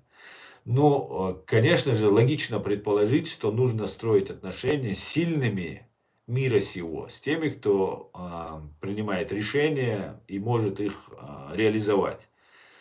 В первую очередь это Соединенные Штаты Америки. Великобритания, Германия, Франция, Израиль, ну, все страны, которые и в Европе находятся, но и также я, конечно же, не исключаю и другие страны. Это в том числе и арабские страны, если я там что-то говорю, может кому-то показаться, что я там против арабов настроен. Ни в коем случае, кроме русских имперцев, я даже против русских не настроен. Просто каждый раз приходится это говорить. Ну, на всякий случай. С арабскими странами, с какими, кто можно иметь дело. Ну, с демократическими, в первую очередь, странами. С Турцией, я думаю, тоже нужно налаживать отношения. Но нужно быть очень осторожным, потому что Турция, турецкая власть, турецкий народ, это отдельно. Большое уважение к турецкому народу. А вот турецкая власть, она была всегда хитрой и вероломной по отношению к Кавказу и к нам, чеченцам, в частности. Как-то так.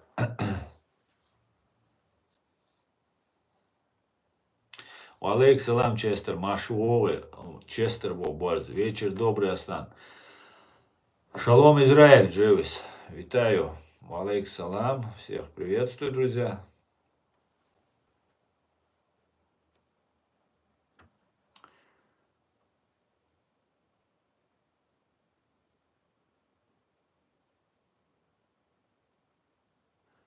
Знаете что, когда вы мне говорите, что мне кто-то платит, я считаю, что мне недоплачивают. Вы можете это не говорить, что мне платят. Вы потом оставляете мне душевную рану.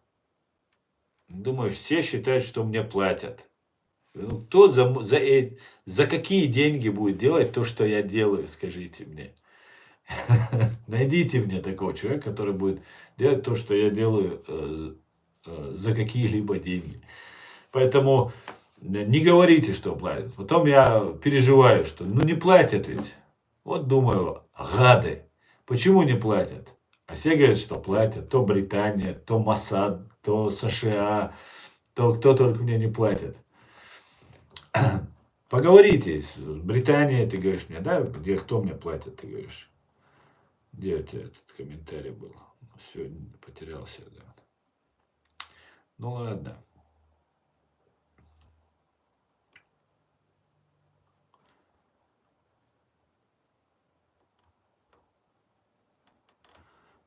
Так.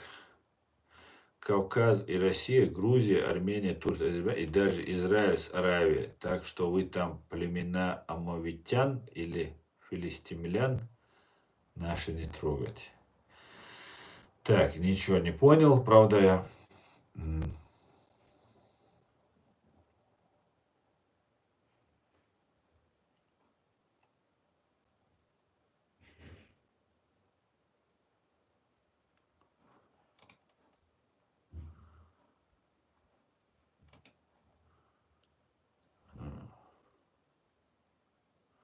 Воздухом питаешься, на что еду покупаешь? Работаю, Андрей, работаю. Как все нормально, плачу налоги, работаю, пашу на стройке. Пашу, работаю. Не волновайся за меня. Меня здесь YouTube монетизацию даже отключил. Американский YouTube отключил монетизацию. В ТикТоке я там 20 евро, 30 евро в месяц, там это с подарками там и так далее. Прошлый месяц, по-моему, 60 евро или 40 евро было, заработал. А в YouTube вообще ничего, ноль. YouTube меня как с первых дней мне монетизацию убрали, ваши товарищи очень недовольны мной с первых дней. Жалобы на меня пишут постоянно в YouTube. Ну и русский офис YouTube меня лишил монетизации. Роскомпозор или Роскомнадзор, я просто не помню точно как называется, они запретили мой канал на территории России. Ну вот всячески мешает, да.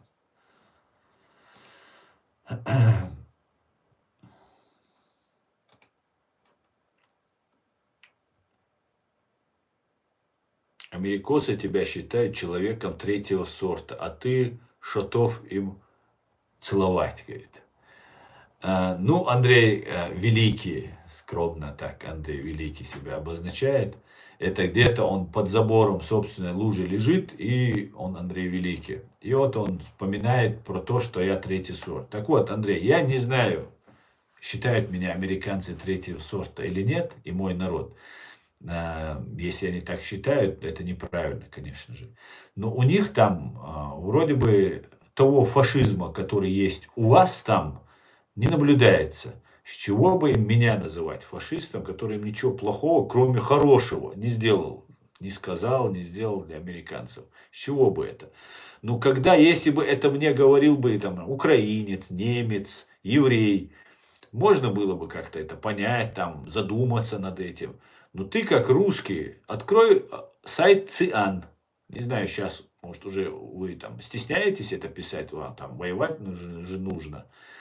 Ну, тогда всем сдаю, можно с собачкой, можно с кошечкой, но нельзя кавказцам, нельзя азиатам, ни Кавказ, ни азиаты. Третий сорт, четвертый, пятый сорт, десятый сорт, чеченец в России. Понимаешь? Это у вас такая градация людей по сортам. А у нормальных цивилизованных народов, наций такого нет. Хотя, конечно, и перекосы в правую сторону имеются. Но не так, как в России. Знаешь, у вас это так ярко выражено. Так, по-русски, так сказать. Да? Вітаю, миру вам і добра. Дуже дякую, Володь. Взаимно и вам, и вам. Илон Маск должен заняться Ютубом. Кстати говоря, сколько мы говорили про Радио Свободу. Помните? Про Голос Америки еще не так. Ну, и все равно Голос Америки тоже как себя. Вот смотрите, к примеру, вчера я с Аядом во время стрима говорил. Показывают, по-моему, 4 месяца назад ролик у них, где они, на Голос Америки, где они рассказывают о начале Второй русско-чеченской войны, как Путин боится причины начала этой войны, так как он с Патрушевым и ФСБ взрывали своих же русских, спящих в своих домах. И первого, кого показывают на Голос Америки, это показывает Евгения Савостьянова. Евгений Савостьянов — это главарь банды ФСБ, тогда это ФСК называлось, Москвы и Московской области. Он собирал наемников из Кантемировской и Таманской дивизий, танкистов, где вместе с танками, с вооружением и сверху на танки там и на БТРы посадили коллаборантов там, и разных там за деньги разных авантюристов, бандитов. И на штурм Грозного они тогда, на штурм президентского дворца их отправили. Ну, потерпели поражение и так далее. Сейчас Евгений Савостьянов живет в Америке, генерал, все такое, генерал ФСБ. И его показывают первым. Представьте себе, какое вопиющее просто наплевательство к чеченцам. Понимаете? Есть такой Константин Гольденцвайг. Снял ролик, сам такой, и на Голос Америки показывают. Но на Голос Америки, такую ложь показали, такую инсинуацию, такое передергивание фактов, которые, просто никакой критики не выдерживают. И для объективности спрашивают каких-то там чеченцев и генерала ФСБ, который зачинщик этой войны. Но я написал Константину Гольденцвайгу, я говорю, вот есть ближайший соратник Джохара Дудаева, стоял у истоков государства, все прекрасно знал, с той стороны Евгений Савостьянов заходил, а с этой стороны был Аят Идигов, Джохар Дудаев и все их товарищи. Возьмите у него интервью. Тишина. Константин Гольденцвайг куда-то Гольденцвайгился. Пропал, значит, нету его, не отвечает. Я ему в Facebook писал, нету, не отвечает парень. Все. Вот такая вот ситуация получается.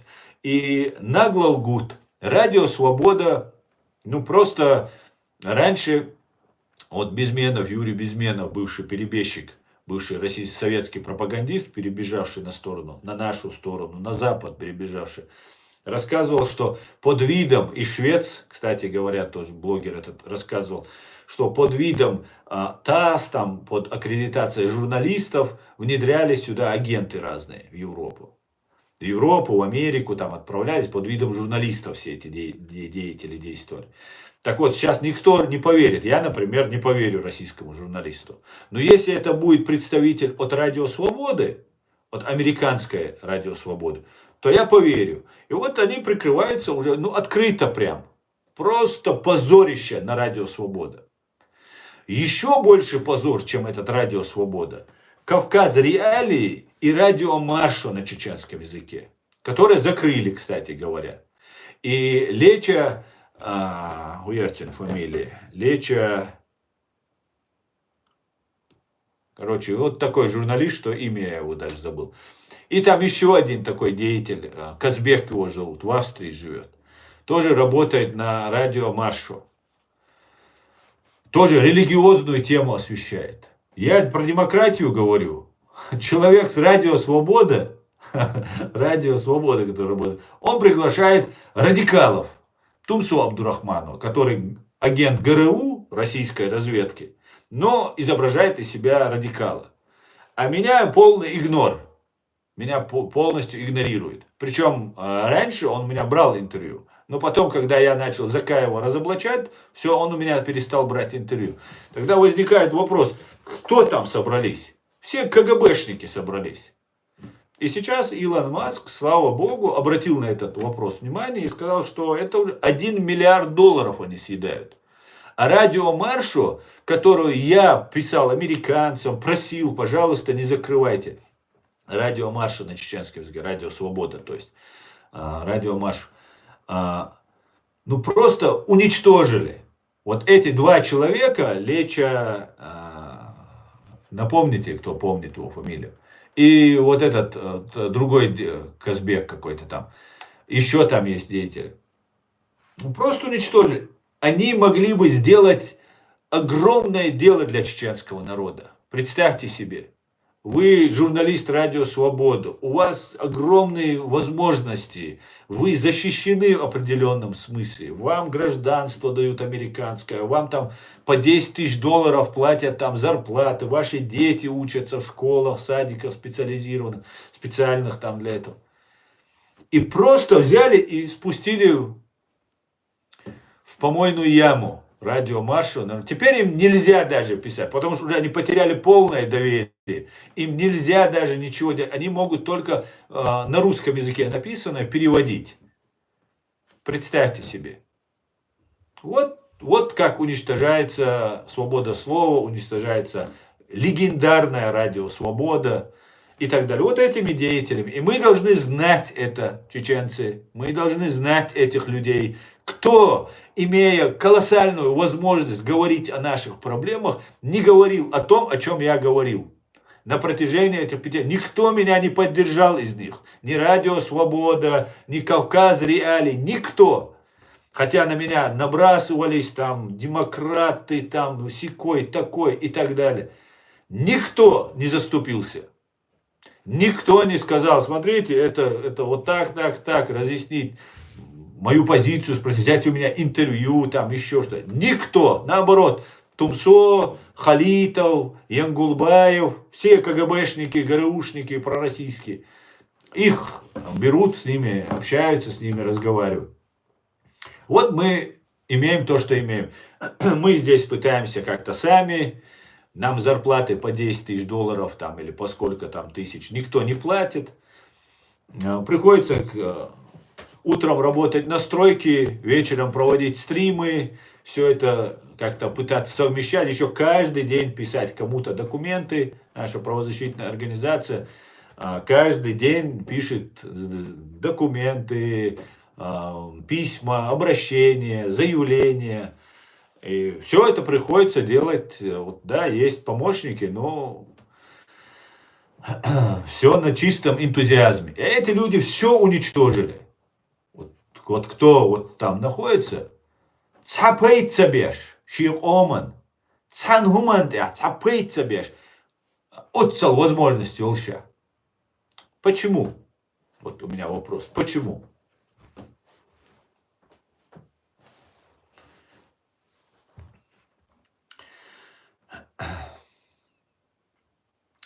Давайте почитаем ваши комментарии.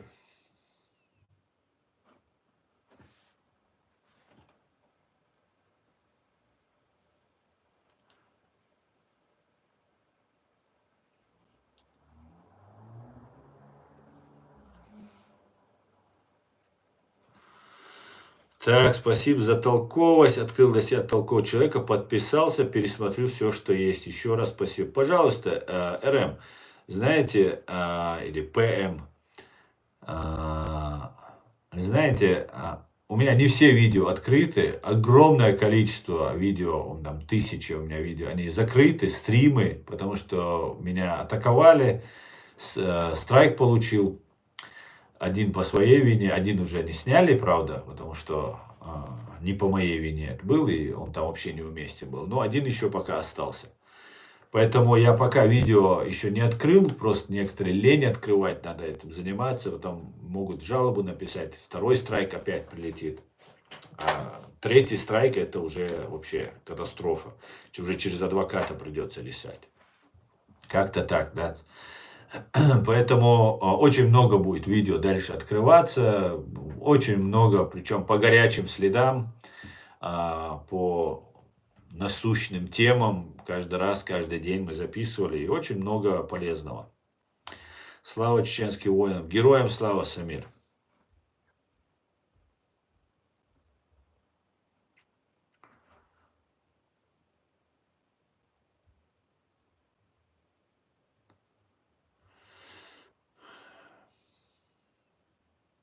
Не Бачаев, не Бачаев, Бачаев, яйцели.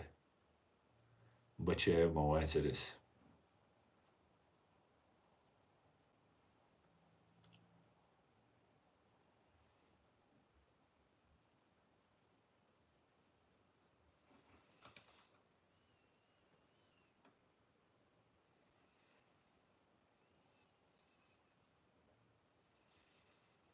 Чечня, штат США теперь.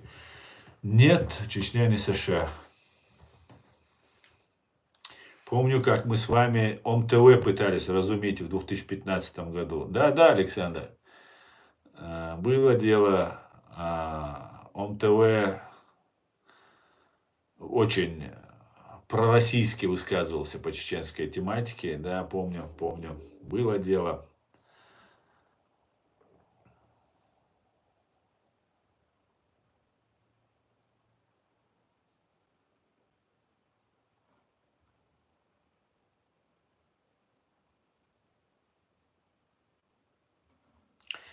В университете в Лондоне UCL на департаменте в Восточной Европе весь преподавательский состав агент и преподают студентам, соответственно, в духе своей пропаганды, говорит Фаиза Туркестане.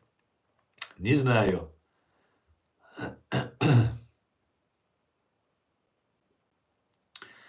Уважаемая, сколько тебе было, когда взрывали дома КГБшники? Ну, в 99-м году мне было 22 года. 22 года. Алейк салам, кино, Машволь, Ингушетия.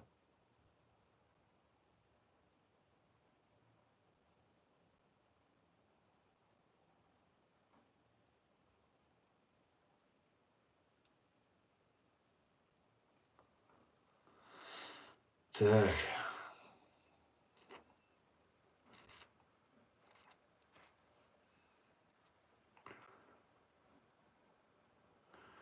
Да, это Кавказ реалий, Мухаммад. Это Кавказ реалий.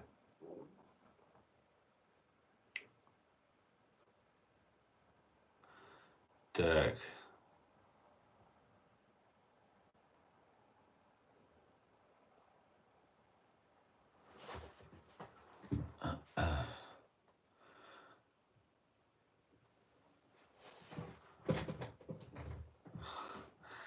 КГБшник шмуку задать.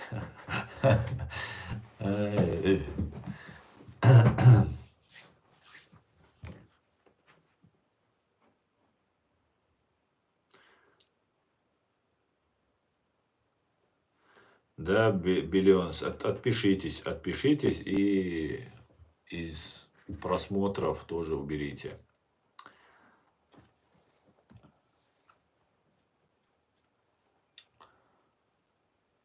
Да поможет тебе Аллах. Спасибо, спасибо. Амин. Про Ходорковского что скажешь за его высказывания? А за какие? У тебя такой ник интересный.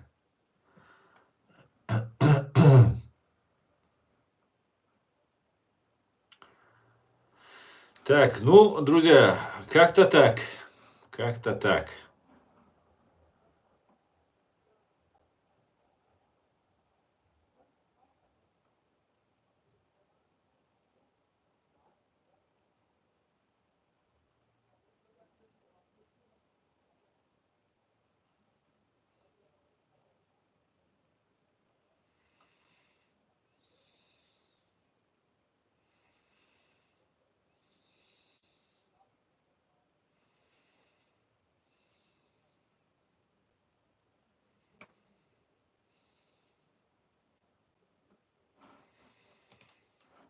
Так.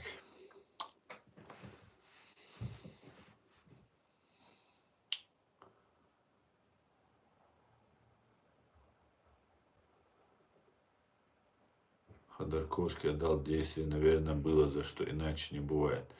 Ходорковский это тот же Путин, только в другой руке. Это самый настоящий фашист, самый настоящий имперец, абсолютно и стопроцентно. Его интересуют только деньги, это абсолютно стопроцентный комсомолец, вожак комсомольский, который, конечно же, не стал бы вожаком комсомольским, если бы не постукивал бы. Поэтому это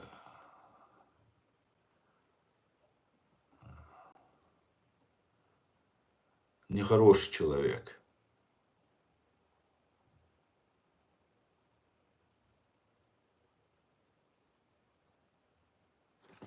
Когда закончится война в Украине? Я думаю, война в Украине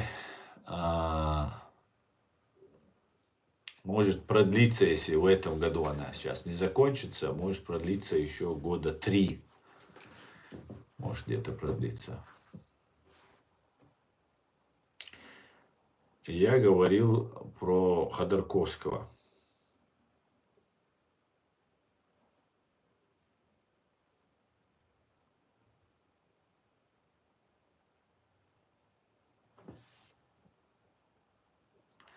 Пацан, сегодня меня забанили, несмотря на то, что я ни с кем не разговаривал. А кто тебя забанил? Они любили упрекать США, ЛГБТ, но Трамп расставил все по местам. Теперь что они скажут? Кстати, Путин только недавно такое запретил, и это чтобы заманить на фронт мусульман. Ну, там, знаешь, Трамп не запретил ЛГБТ, это все. Просто там уже до абсурда дошло, что не два пола существует, мужской и женский, а там много разных полов. Там кто-то себя кошкой может уже представлять, кто-то собачкой, кто-то это там, ну и так далее, и так далее. Уже до бреда это дошло. И он сказал, все, будет только два пола, мужской и женский, все, вот в этом смысле. А никакой ЛГБТ, ничего, ни Путин, ни он не запретил. Хотя Путин формально там пропаганду ЛГБТ запретил и так далее, но Путин сам из этой части и там большинство таких, поэтому...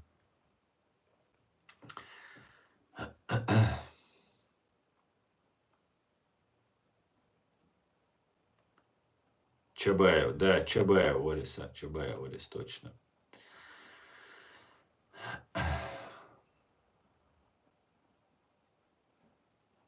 Нет, Дмитрий, я не за тебя, я не за тебя. Я не за тебя. Нет, я тебя тоже не поддерживаю. Я вас не поддерживаю.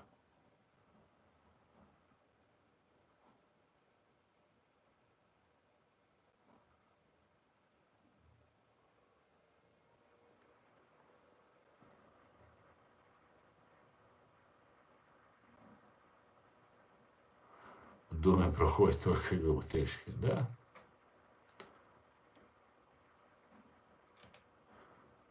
Ты Путина назвал геем. Конечно, а что, нет, что ли? Это же известный факт.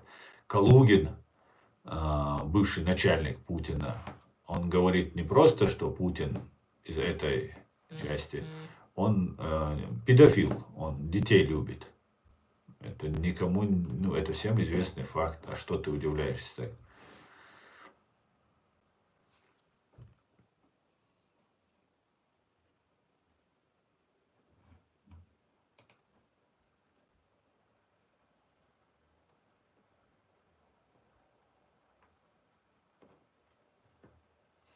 Помнится, вы с одной женщиной беседовали по поводу преступления рашистов в Аленах, где пытали, а затем взорвали украинских пленных.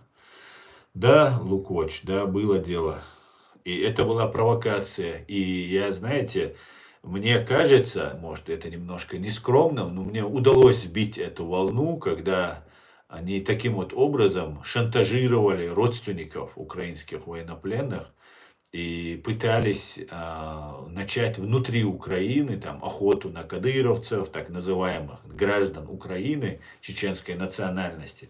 В этом была замешана журналистка, я ее фамилию постоянно путаю, и Фейкин общались. И я это все потом рассказывал, и потом это сошло на нет. Когда вы их разоблачаете, они или откладывают, или же вообще отменяют свои планы. Да, это было. Аслан, ассаламу алейкум, всем свободной ночи, мира и добра всему Кавказу, с уважением, Гюрджи. Ва алейк салам, Лаки. Амажоба Генацвале, Грузия, витаю тебя. Вива Грузия. Кто такой Рамзан Кадыров? Ну что, Google забей и спроси, кто такой Рамзан Кадыров, тебе расскажет.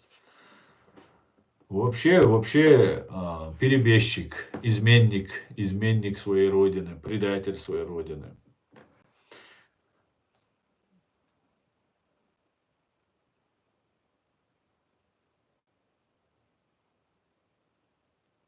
Алейкум. Друзья, я на этом свой стрим закончу. Мы уже больше 2 часов, поэтому, я думаю, хватит на сегодня. Хорошенько пообщались. Спасибо, что смотрите, поддерживаете. Завтра, я думаю, также в 5 часов, то есть 17 часов по Берлину, состоится стрим. Следите за новостями, за анонсом. И подписывайтесь на наш канал обязательно. Все будет Ичкерия, слава Украине, Ам Израиль Хай, God bless Америка, Вива Грузия и все остальное. Адикер Машваль, друзья, всего хорошего. До свидания.